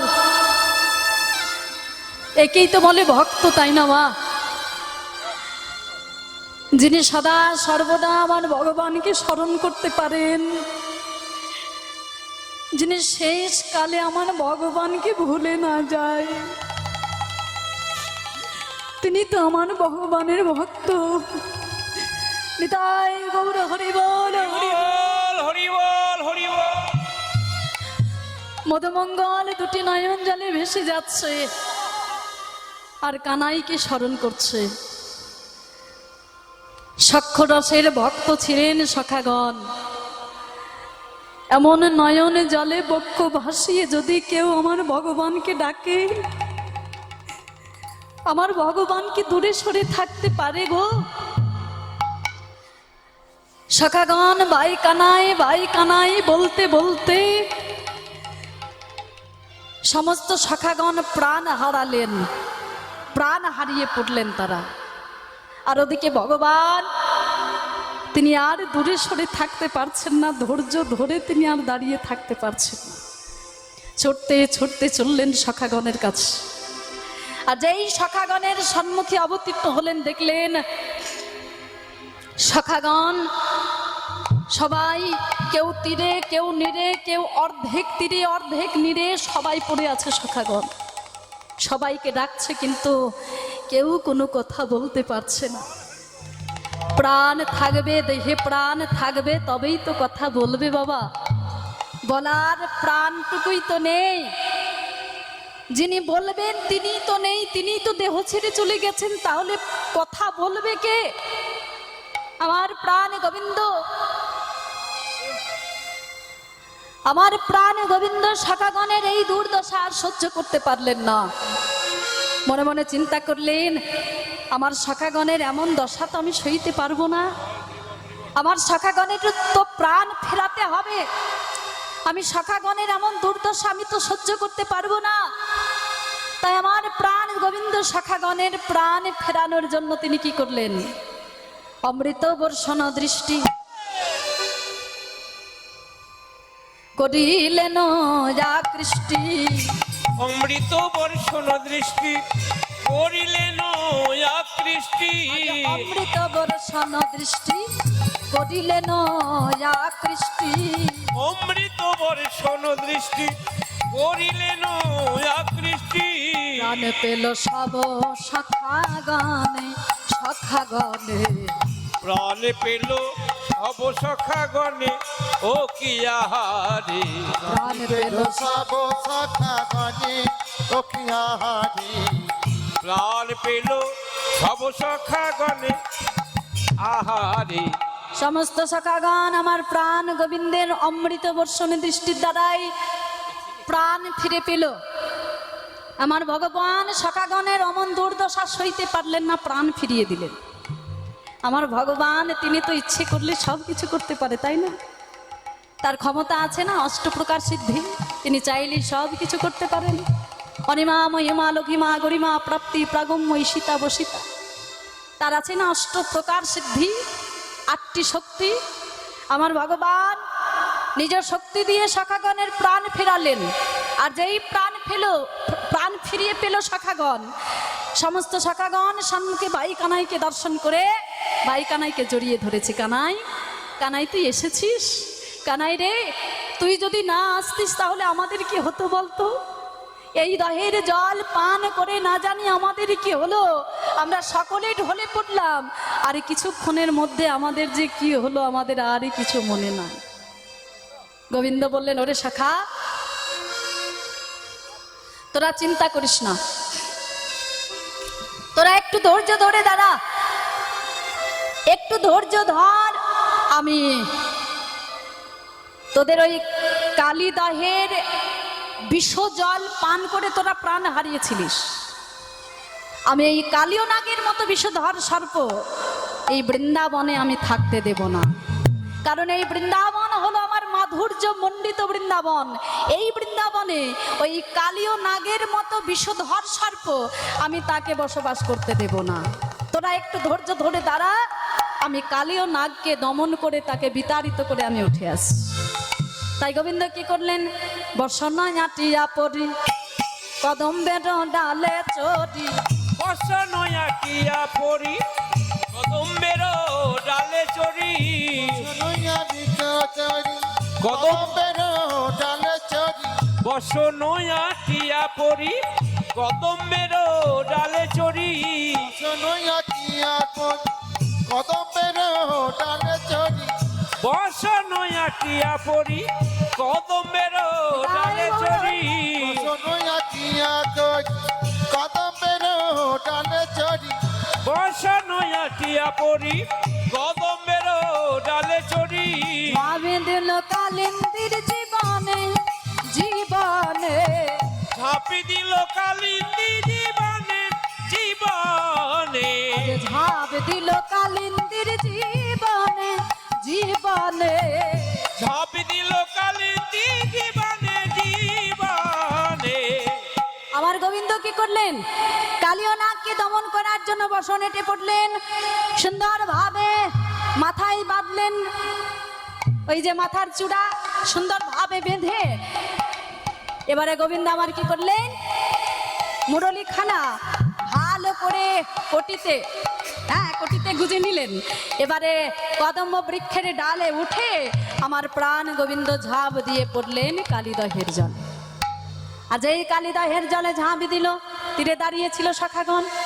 সখাগণ দুটি নয়ন জলে ভেসে যাচ্ছে। ওরে কানাই, যে কালিদহের জল পান করে আমরা প্রাণ হারালাম, কানাই তুই কিনা সেই কালিদহের জলে ঝাঁপ দিলি রে। ওই কালিদহের বিষ জল পান করে আমরা প্রাণ হারালাম, তুই এসে আমাদের প্রাণ বাঁচালি। কিন্তু কানাই, তোর যদি কিছু হয়ে যায়, তোর যদি কোনো অমঙ্গল হয়, আমরা তো তোকে বাঁচাতে পারবো না ভাই। তুই কেন ওই কালিদহের বিষ জলে তুই ঝাঁপ দিলি কানাই রে? তুই তাড়াতাড়ি উঠে আয়, তোর এই দৃশ্য আমরা দর্শন করতে পারবো না। তোর যদি কিছু হয়ে যায় আমরা সহ্য করতে পারবো না। আমরা ঘরে গিয়ে মা যশোমতীকে কি বলবো বলতে পারিস? গোবিন্দ বললেন, ওরে সখা তোরা চিন্তা করিস না, তোরা একটু ধৈর্য ধরে দাঁড়া, আমি কালীয় নাগকে দমন করে আমি তারপরে উঠে আসছি। আমার গোবিন্দ কি করলেন? কালিদহের জলে সাঁতার দিচ্ছে। তা দেখে বালকগণ করে উচ্চ রোদন, ওরে কানাই কি কার্য করিলি? ওরে কানাই কি কার্য করিলি? জানো দাস বড় দুঃখী, মনমান্তর কার্য দেখি, ব্রজের সুখ মিটিল সকলি। রোজের সুখ মিটিল সকলি। আমার গোবিন্দ কি করলেন? কালিদহের জলে ঝাঁপ দিয়ে আজকে কালিদহের জলে সাঁতার কাটছে। কালিদহের জলে স্বামী দিতেছে সাঁতার।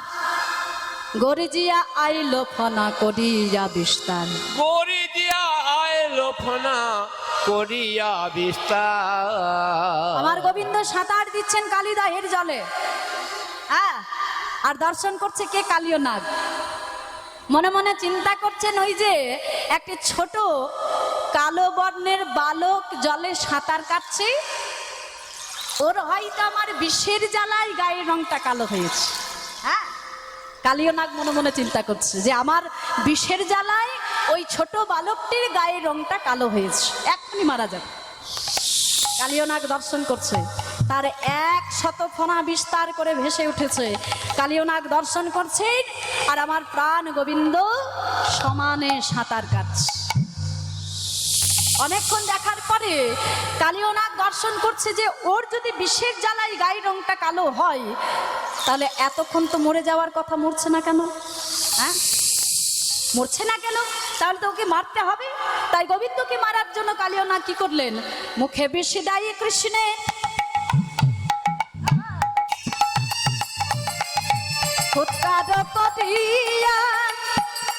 আজ চরণে দংশন করেন কোটিতে বেরিয়া।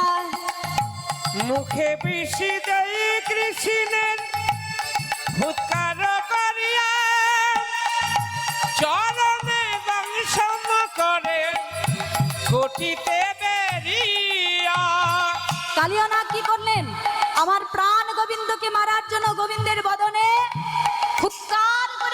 করছেন, মুখে বিষ দেয় কৃষ্ণের ফুৎকার করিয়া, তাও মরছেন আমার প্রাণ গোবিন্দ। তখন কি করলেন? চরণে দংশন করে, বারবার করে চরণে দংশন করছেন।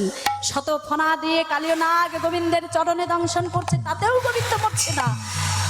তখন কালীয় নাগ কি করলেন? কোটিতে বেরিয়া, কালীয় নাগ আমার প্রাণ গোবিন্দের কোটিতে, কোটি মানে কোমর, আমার কোমরে জড়িয়ে ধরলেন। হ্যাঁ, লেজ দিয়ে ভালো করে জড়িয়ে ধরেছে আমার প্রাণ গোবিন্দের কোটিতে। আর যেই কোটিতে জড়িয়ে ধরেছে, কোমরে জড়িয়ে ধরেছে, আমার গোবিন্দ কি করলেন? মোটা হতে শুরু করেছে। হ্যাঁ, মোটা হতে শুরু করেছে।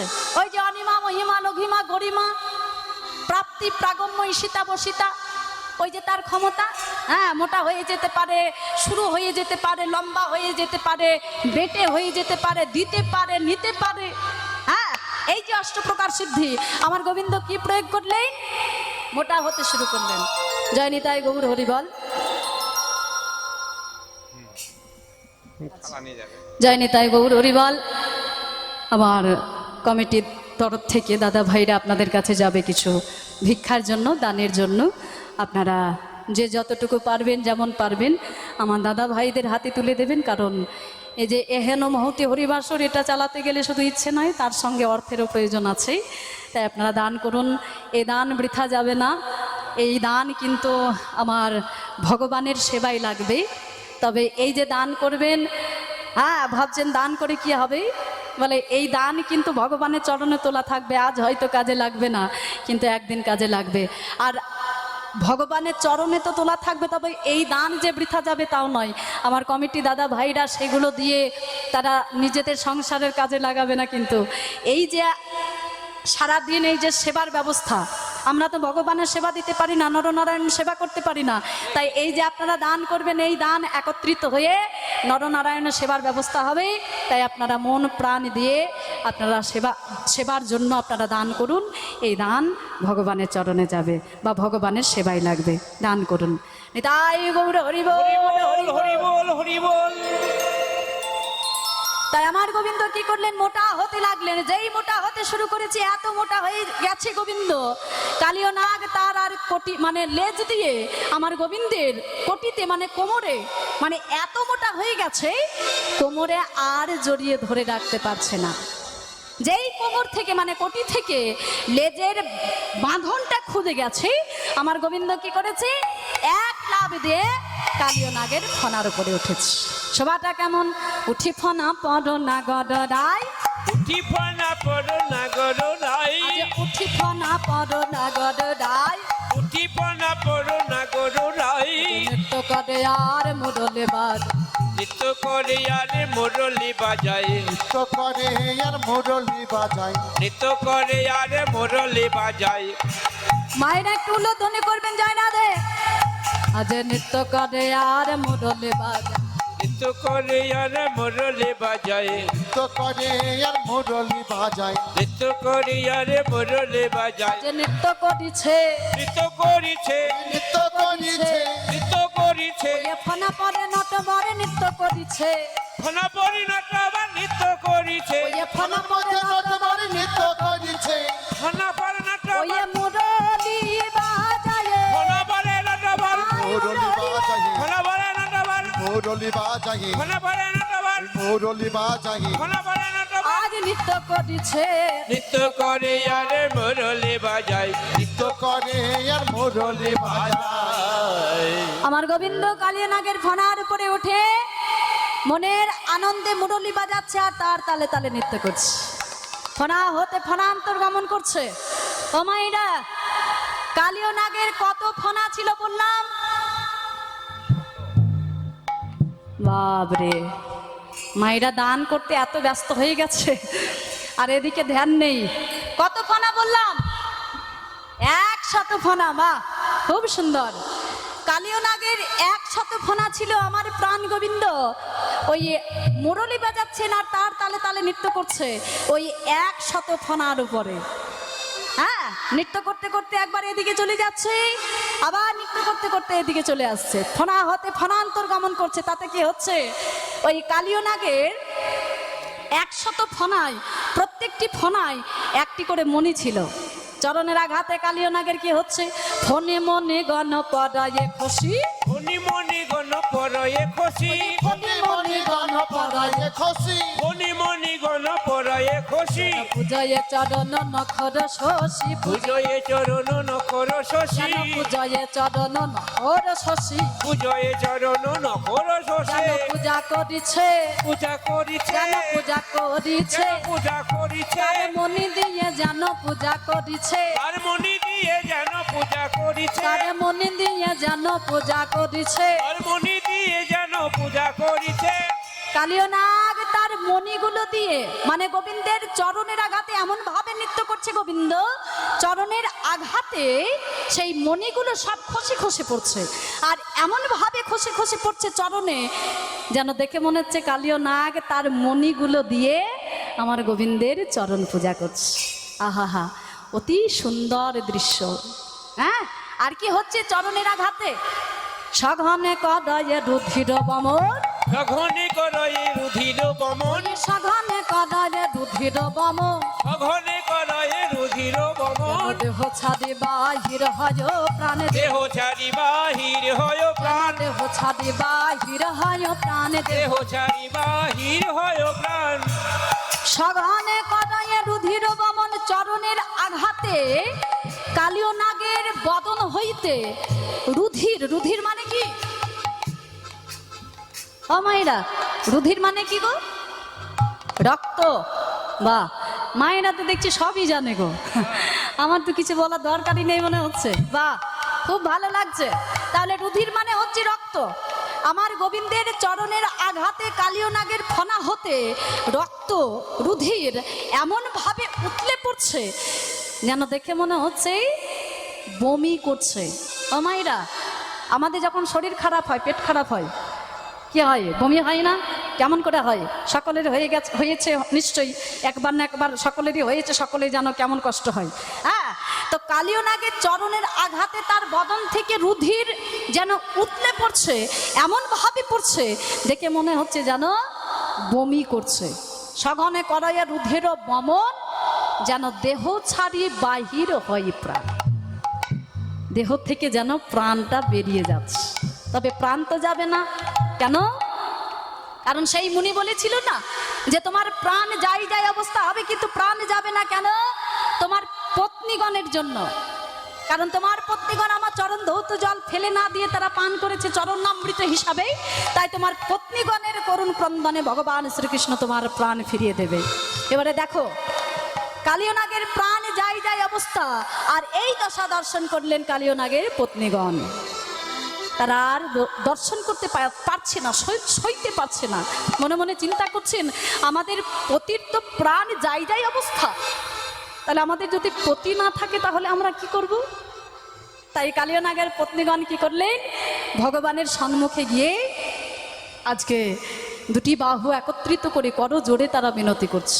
করজনে তারা করায় স্তুতি, করজোরে তারা করয়ে স্তুতি, করজনে তারা করায় স্তুতি, করজোরে তারা করয়ে স্তুতি, মোদের প্রতি যথামতি, মোদের প্রতি অধমতি, মোদের প্রতি অধগতি, মোদের প্রতি অধমতি।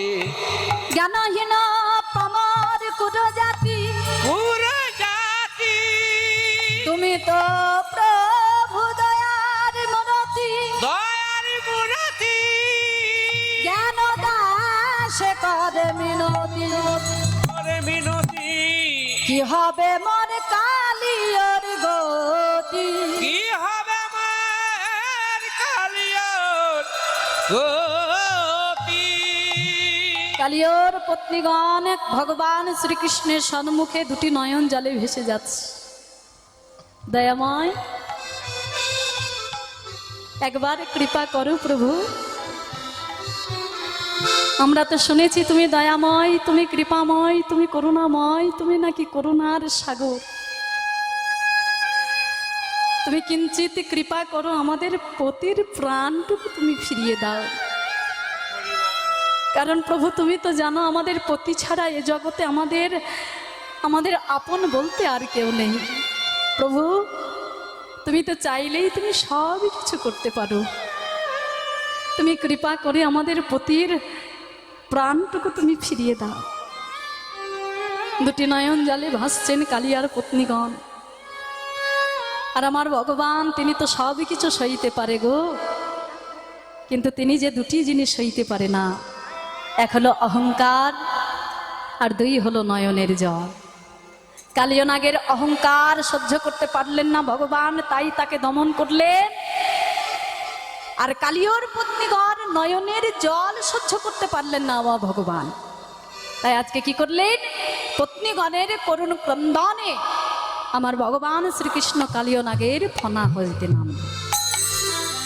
এবার কি বলল দেখুন, যে গো কালিয়, তুমি তোমার অহংকার ত্যাগ করো,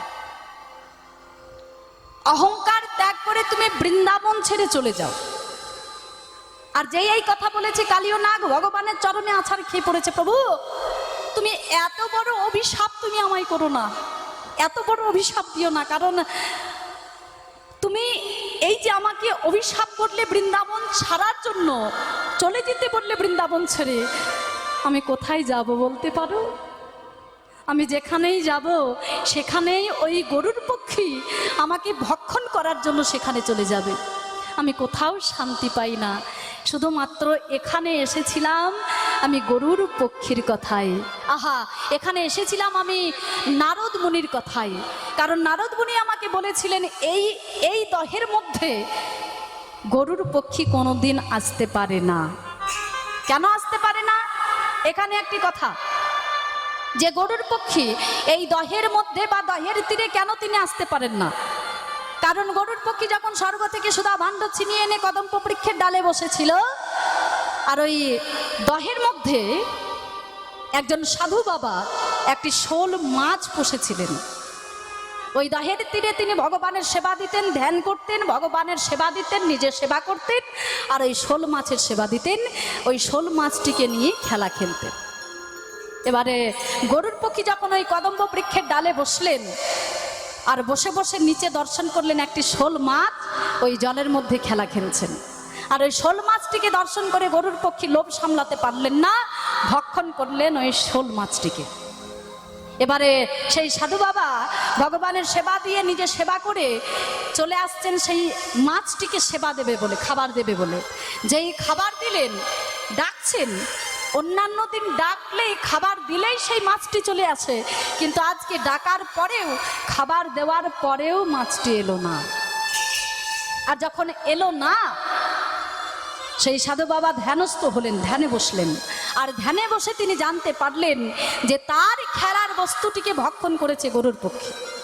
আর জানতে পেরে তৎক্ষণাৎ মানে সঙ্গে সঙ্গে অভিশাপ করলেন, ওরে গরুর পক্ষী, তুই আমার খেলার বস্তুকে তুই ভক্ষণ করেছিস, আমি তোকে অভিশাপই দিলাম, তুই এই দহের মধ্যে বা এই দহের তীরে তুই কোনো দিন আসতে পারবি না, আর যদি কোনো দিন আসিস তুই প্রাণ নিয়ে আর ফিরে যেতে পারবি না, তৎক্ষণাৎ তোর মৃত্যু হবে।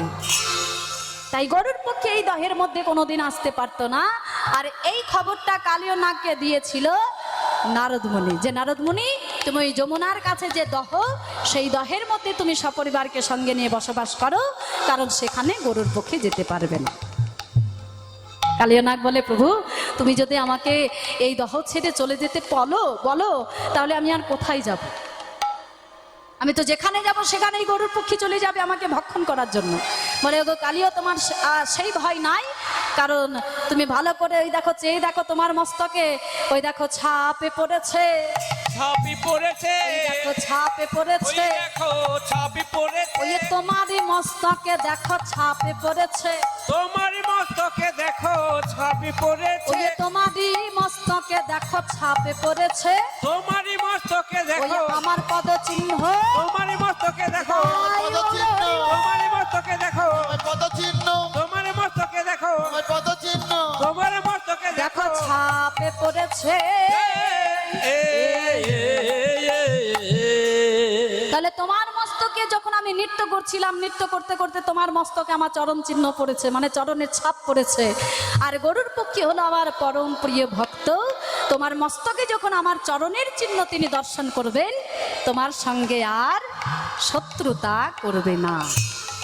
তাই কালিয়া, তুমি এই বৃন্দাবন ছেড়ে তুমি রমণক দ্বীপে তুমি সপরিবারকে সঙ্গে নিয়ে বসবাস করো। এই কালিয়ানাগকে বিতাড়িত করলেন ভগবান। আর এদিকে বৃন্দাবনের দশা কি? বৃন্দাবনের দশা কেমন জানো? মানে কালিয়নাগ হলো সাপেদের রাজা। তো সেই সাপেদের রাজা কালিয়নাগ যখন দমন হচ্ছে, সারা বৃন্দাবনময় সাপেরা ছুটে ছুটে বেড়াচ্ছে। আর কি অবস্থা বৃন্দাবনে? দিবসে আন্ধার গোকুল নগর, গোকুল নগর সগনে বহিছে বা, বহেছে বা বুধির বরিখে বেজুরি চম, বেজুরি চমকে পেচকের জোচ্চোরা। বেচকের উচ্চরা। তাহলে দিবসে আন্ধার মানে দিনের বেলায় অন্ধকার নেমেছে বৃন্দাবনে। দিবসে আন্ধার গোকুল নগর, সঘনে বহিছে বা, বাতাস বইছে। আর কি হচ্ছে? রুধির বরিখে, রুধির মানে রক্ত, বরিখে মানে রুধির বর্ষণ হচ্ছে। মানে আকাশে যে বৃষ্টি হয়, আজকে আর বৃষ্টি হচ্ছে না, রুধির মানে রক্ত বর্ষণ হচ্ছে। রুধির বরিকে বেজুরি চমকে পেচকের উচ্চরা। আর কি হচ্ছে? উল্কা খসিছে, বরজ পড়িছে, বরজ পরিছে গ্রেধিনীর ঘন ধ্বনি, গ্রেধিনীর ঘন ধ্বনি। যেদিকে তাকাই দেখিবারে পাই, ব্রজময় শুধু আমি যেদিকে তাকাই দেখিবারে পাই, ব্রজময় শুধু ফণি। আজকে কি হয়েছে? বৃন্দাবনের সমস্ত ব্রজ গোপীগণ মহারাজ মানে নন্দ মহারাজের কাছে ছুটে এসেছে যে মহারাজ, আজ একই হলো, সারা বৃন্দাবনে সাপেরা ছুটে বেড়াচ্ছে, আমরা কোথাও ঘুরতে পারছি না, পা দিতে পারছি না, ভয়ে আমরা ঘর থেকে নামতে পারছি না, এ কি হলো বৃন্দাবনে? মা যশোমতী দুটি নয়ন জলে ভেসে যাচ্ছে, মহারাজ যদি বৃন্দাবনের এই দশা হয় তাহলে গোষ্ঠীর দশা কি? আমার মন বলছে আমার গোপাল আর বেঁচে নাই। কারণ আমি আজ নিশির শেষে ভোরবেলায় আমি গোপালকে নিয়ে একটা কুস্বপ্ন দেখেছিলাম। আমি দেখেছিলাম যে আমার গোপাল নাকি ওই কালিদহের জলে ডুবে মারা গেছে। আমি বলেছিলাম যে আমার গোপালকে আমি আজ গোচারণে পাঠাবো না, কিন্তু শ্রীরাম আমার কথা শুনলো না, আমার গোপালকে নিয়ে গেল। তাছাড়া আজকে বলরাম যায়নি গোচারণে, আজকে না জানি আমার গোপালের কি দশা। আমার গোপাল বুঝি আর প্রাণে বেঁচে নাই। মহারাজ আর বিলম্ব করবেন না, আপনি তাড়াতাড়ি চলুন। মা পাগলের মতো ছুটেছে, পাগলের হইয়া চলিল ধাইয়া, চলিল ধাইয়া সঙ্গে যাই বলদেবা, সঙ্গে যাই বলদেবা। সব ব্রজবাসী কাঁদিয়া চলিল, দিয়া চলিল প্রাণ গৌর করে সেবা, প্রাণ গৌর করে সেবা। মা যশোমতী চলেছেন ব্রজবাসীগণকে সঙ্গে নিয়ে, নন্দ মহারাজ চলেছেন গোপ গোপীগণকে সঙ্গে নিয়ে। দাদা বলরাম গোষ্ঠের পথ দেখাতে দেখাতে নিয়ে যাচ্ছে। মাগো মা এই পথে নয়, এই পথে চলো, এই পথে নয় এই পথে চলো, মাগো এই পথে নয় এই পথে চলো, মাগো এই পথে নয় এই পথে চলো। তুমি চলো চলো চলো মাগো, এই পথে নয় এই পথে চলো, বলি চলো চলো চলো মাগো। এই পথে গেলে আমরা কৃষ্ণ পাবো, এই পথে নয় এই পথে চলো, পথে গেলে কৃষ্ণ পাবো। এই পথে নয় এই পথে চলো, মাগো এই পথে নয় এই পথে চলো। আজকে ব্রজবাসীগণকে সঙ্গে নিয়ে দাদা বলরাম মা যশোমতীকে সঙ্গে নিয়ে অবতীর্ণ হলো সেই কালিদহের তীরে। আর মা যশোমতী দেখলেন যে কালিদহের তীরে সবাই আছে, কিন্তু তার গোপাল নেই। মা আমার মনে মনে চিন্তা করলেন, তাহলে আমি যা স্বপ্ন দেখলাম নিশির শেষে ভোরবেলায়, আমি গুরুজনার মুখে শুনেছিলাম যে ভোরবেলায় যদি কোনো স্বপ্ন দেখা যায় সেই স্বপ্ন নাকি সত্য হয়। তাহলে আমার সেই ভোরবেলার স্বপ্ন আজ সত্যি হলো। আমার গোপাল সবাই আছে, আমার গোপাল নেই, তাহলে আমার গোপালের নিশ্চয়ই কোনো অমঙ্গল ঘটেছে। ওরে শ্রীরাম, ওরে সুদাম, তোরা বল আমার গোপাল কোথায়? তোরা সকলে আছিস কিন্তু আমার গোপাল কেন নেই? বল, তোরা বল আমার গোপাল কোথায় আছে? কেউ কোনো কথা বলতে পারছে না, সবাই নির্বকি হয়ে কাঁদছে। মা যখন পুনঃ জিজ্ঞাসা করলেন, পুনরায় বারবার যখন মা জিজ্ঞাসা করছেন, ওরে আমার গোপাল কোথায় আছে বল, নইলে প্রাণ আমি রাখবো না, আমার প্রাণ বিসর্জন করবো এই কালিদাহির বিসর্জনে, বল আমার গোপাল কোথায় আছে? মা যখন বারবার জিজ্ঞাসা করলেন, শ্রীরাম কাঁদতে কাঁদতে মাকে সমস্ত কথা খুলে বললেন। মা আমার দুটি নয়ন জলে ভেসে যাচ্ছে। মা বলছে, শ্রীরাম আমি তো তোকে প্রভাতে বলেছিলাম বাবা আমার গোপালকে নিয়ে যাস না, আমার গোপালকে নিয়ে যাস না, আমি গোপালকে নিয়ে আজকে অমঙ্গল স্বপ্ন দেখেছি, নিয়ে যাস না তাকে। এখন আমি কি করব বলতে পারিস? তবে শোন শ্রীরাম, আমার কৃষ্ণ যখন বেঁচে নেই, আমার কানাই আমার গোপাল যখন এই কালিদাহের জলে জলে প্রাণ বিসর্জন করেছে, আমি আমার এই দেহ নিয়ে আর ঘরে ফিরে যাব না রে, আমি আর ঘরে ফিরে যাব না। আমি এই কালিদাহের জলে আমি আমার প্রাণ বিসর্জন করব। ওরে শ্রীরাম, আমার কৃষ্ণ যদি প্রাণ তজেছে,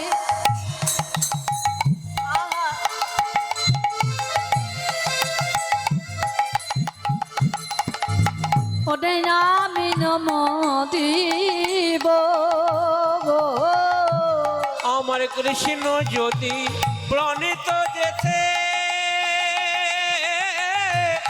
আমিও মরিব। আমার কৃষ্ণ যদি প্রাণ তো যেছে, ওরে আমি মরিব। আমার কৃষ্ণ যদি প্রণীত যেতে আমিও মরিব। আবার কৃষ্ণ হারা হইয়া ঘরে আমি ফিরিয়া না যাব। ওরে শ্রীরাম, কৃষ্ণ হারা হইয়া ঘরে ফিরিয়া না যাব। শ্রীরাম, আমার কৃষ্ণ যখন এই কালিদাহির বিষজলে ঝাঁপ দিয়ে প্রাণ বিসর্জন করেছে, আমিও আর ঘরে ফিরে যাব না রে। আমার কৃষ্ণের সঙ্গে আমার গোপালের সঙ্গে এই কালিদাহির জলে আমিও ঝাঁপ দেব। কেন জানিস? ওরে আমি ঘরে ফিরে গিয়ে কি করব বলতে পারিস? যার জন্য আমার সংসার, যার জন্য আমার এই গৃহকর্ম, যে গোপালের জন্য আমার বেঁচে থাকা, সেই গোপাল যখন আমার বেঁচে নেই, ওরে কি ঘরে কাটায় একা।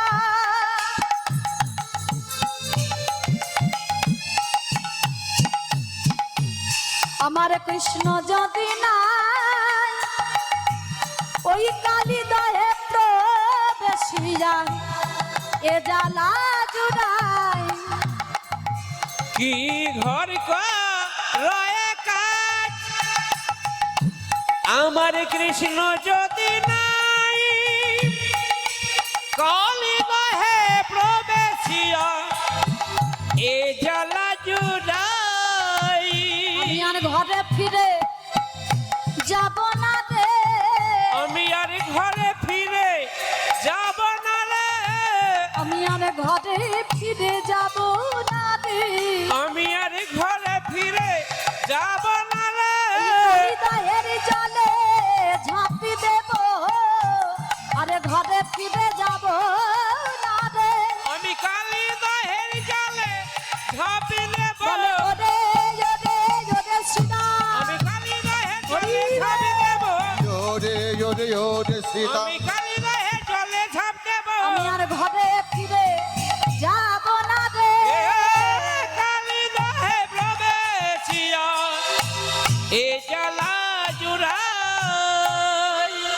আর এই কথা বলতে বলতে মা যশোমতী আমার যেই কালিদাহের জলে ঝাঁপ দিতে গেলেন,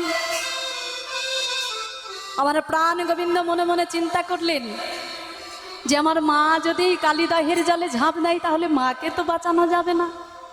এই কালিদাহের বিষ তো আমার মায়ের গায়ে লাগবে, অঙ্গে লাগবে।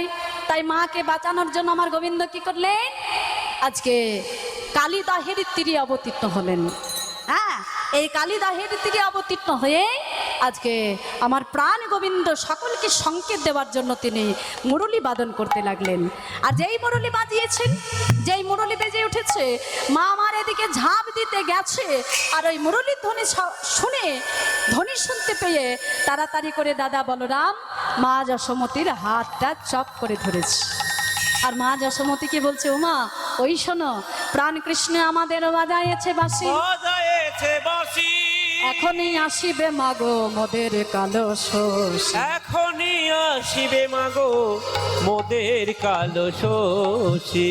আর ঠিক এমন সময় আমার গোবিন্দ মায়ের কাছে অবতীর্ণ হলেন।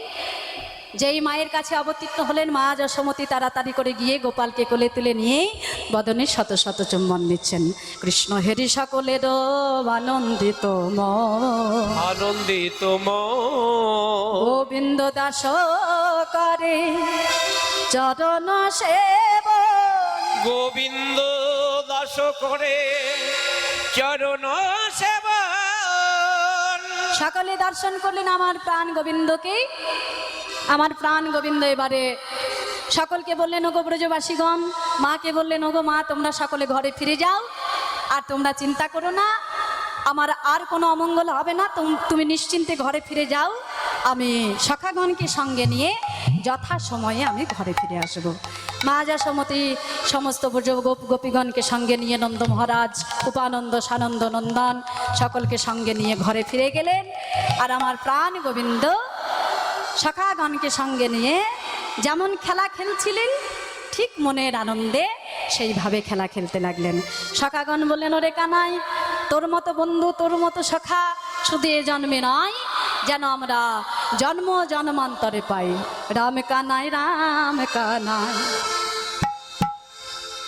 রাম কানাই রাম, জন্মে জন্মে পাই যেন কানাইয়ের মতো ভাই।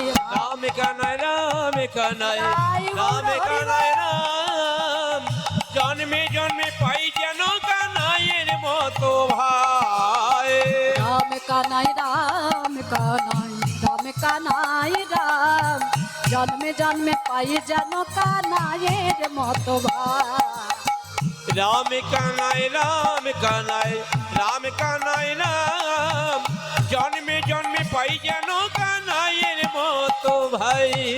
আরে রাম কানাই, রাম কানাই, রাম কানাই, রাম কানাই, রাম কানাই, রাম কানাই, রাম কানাই, রাম কানাই, রাম কানাই রাম, জন্মে জন্মে পাই যেন কানাইয়ের মতো ভাই। রাম কানাই, রাম কানাই, রাম কানাই রাম, জন্মে জন্মে পাই যেন কানাইয়ের মতো ভাই। জয় রাধে, জয় রাধে, জয় রাধে রাধে, জয় জয় রাধে, জয় রাধে, জয় রাধে, জয় রাধে, রাধে রাধে, রাধে জয় রাধে। শ্রী গুরু হরি বল।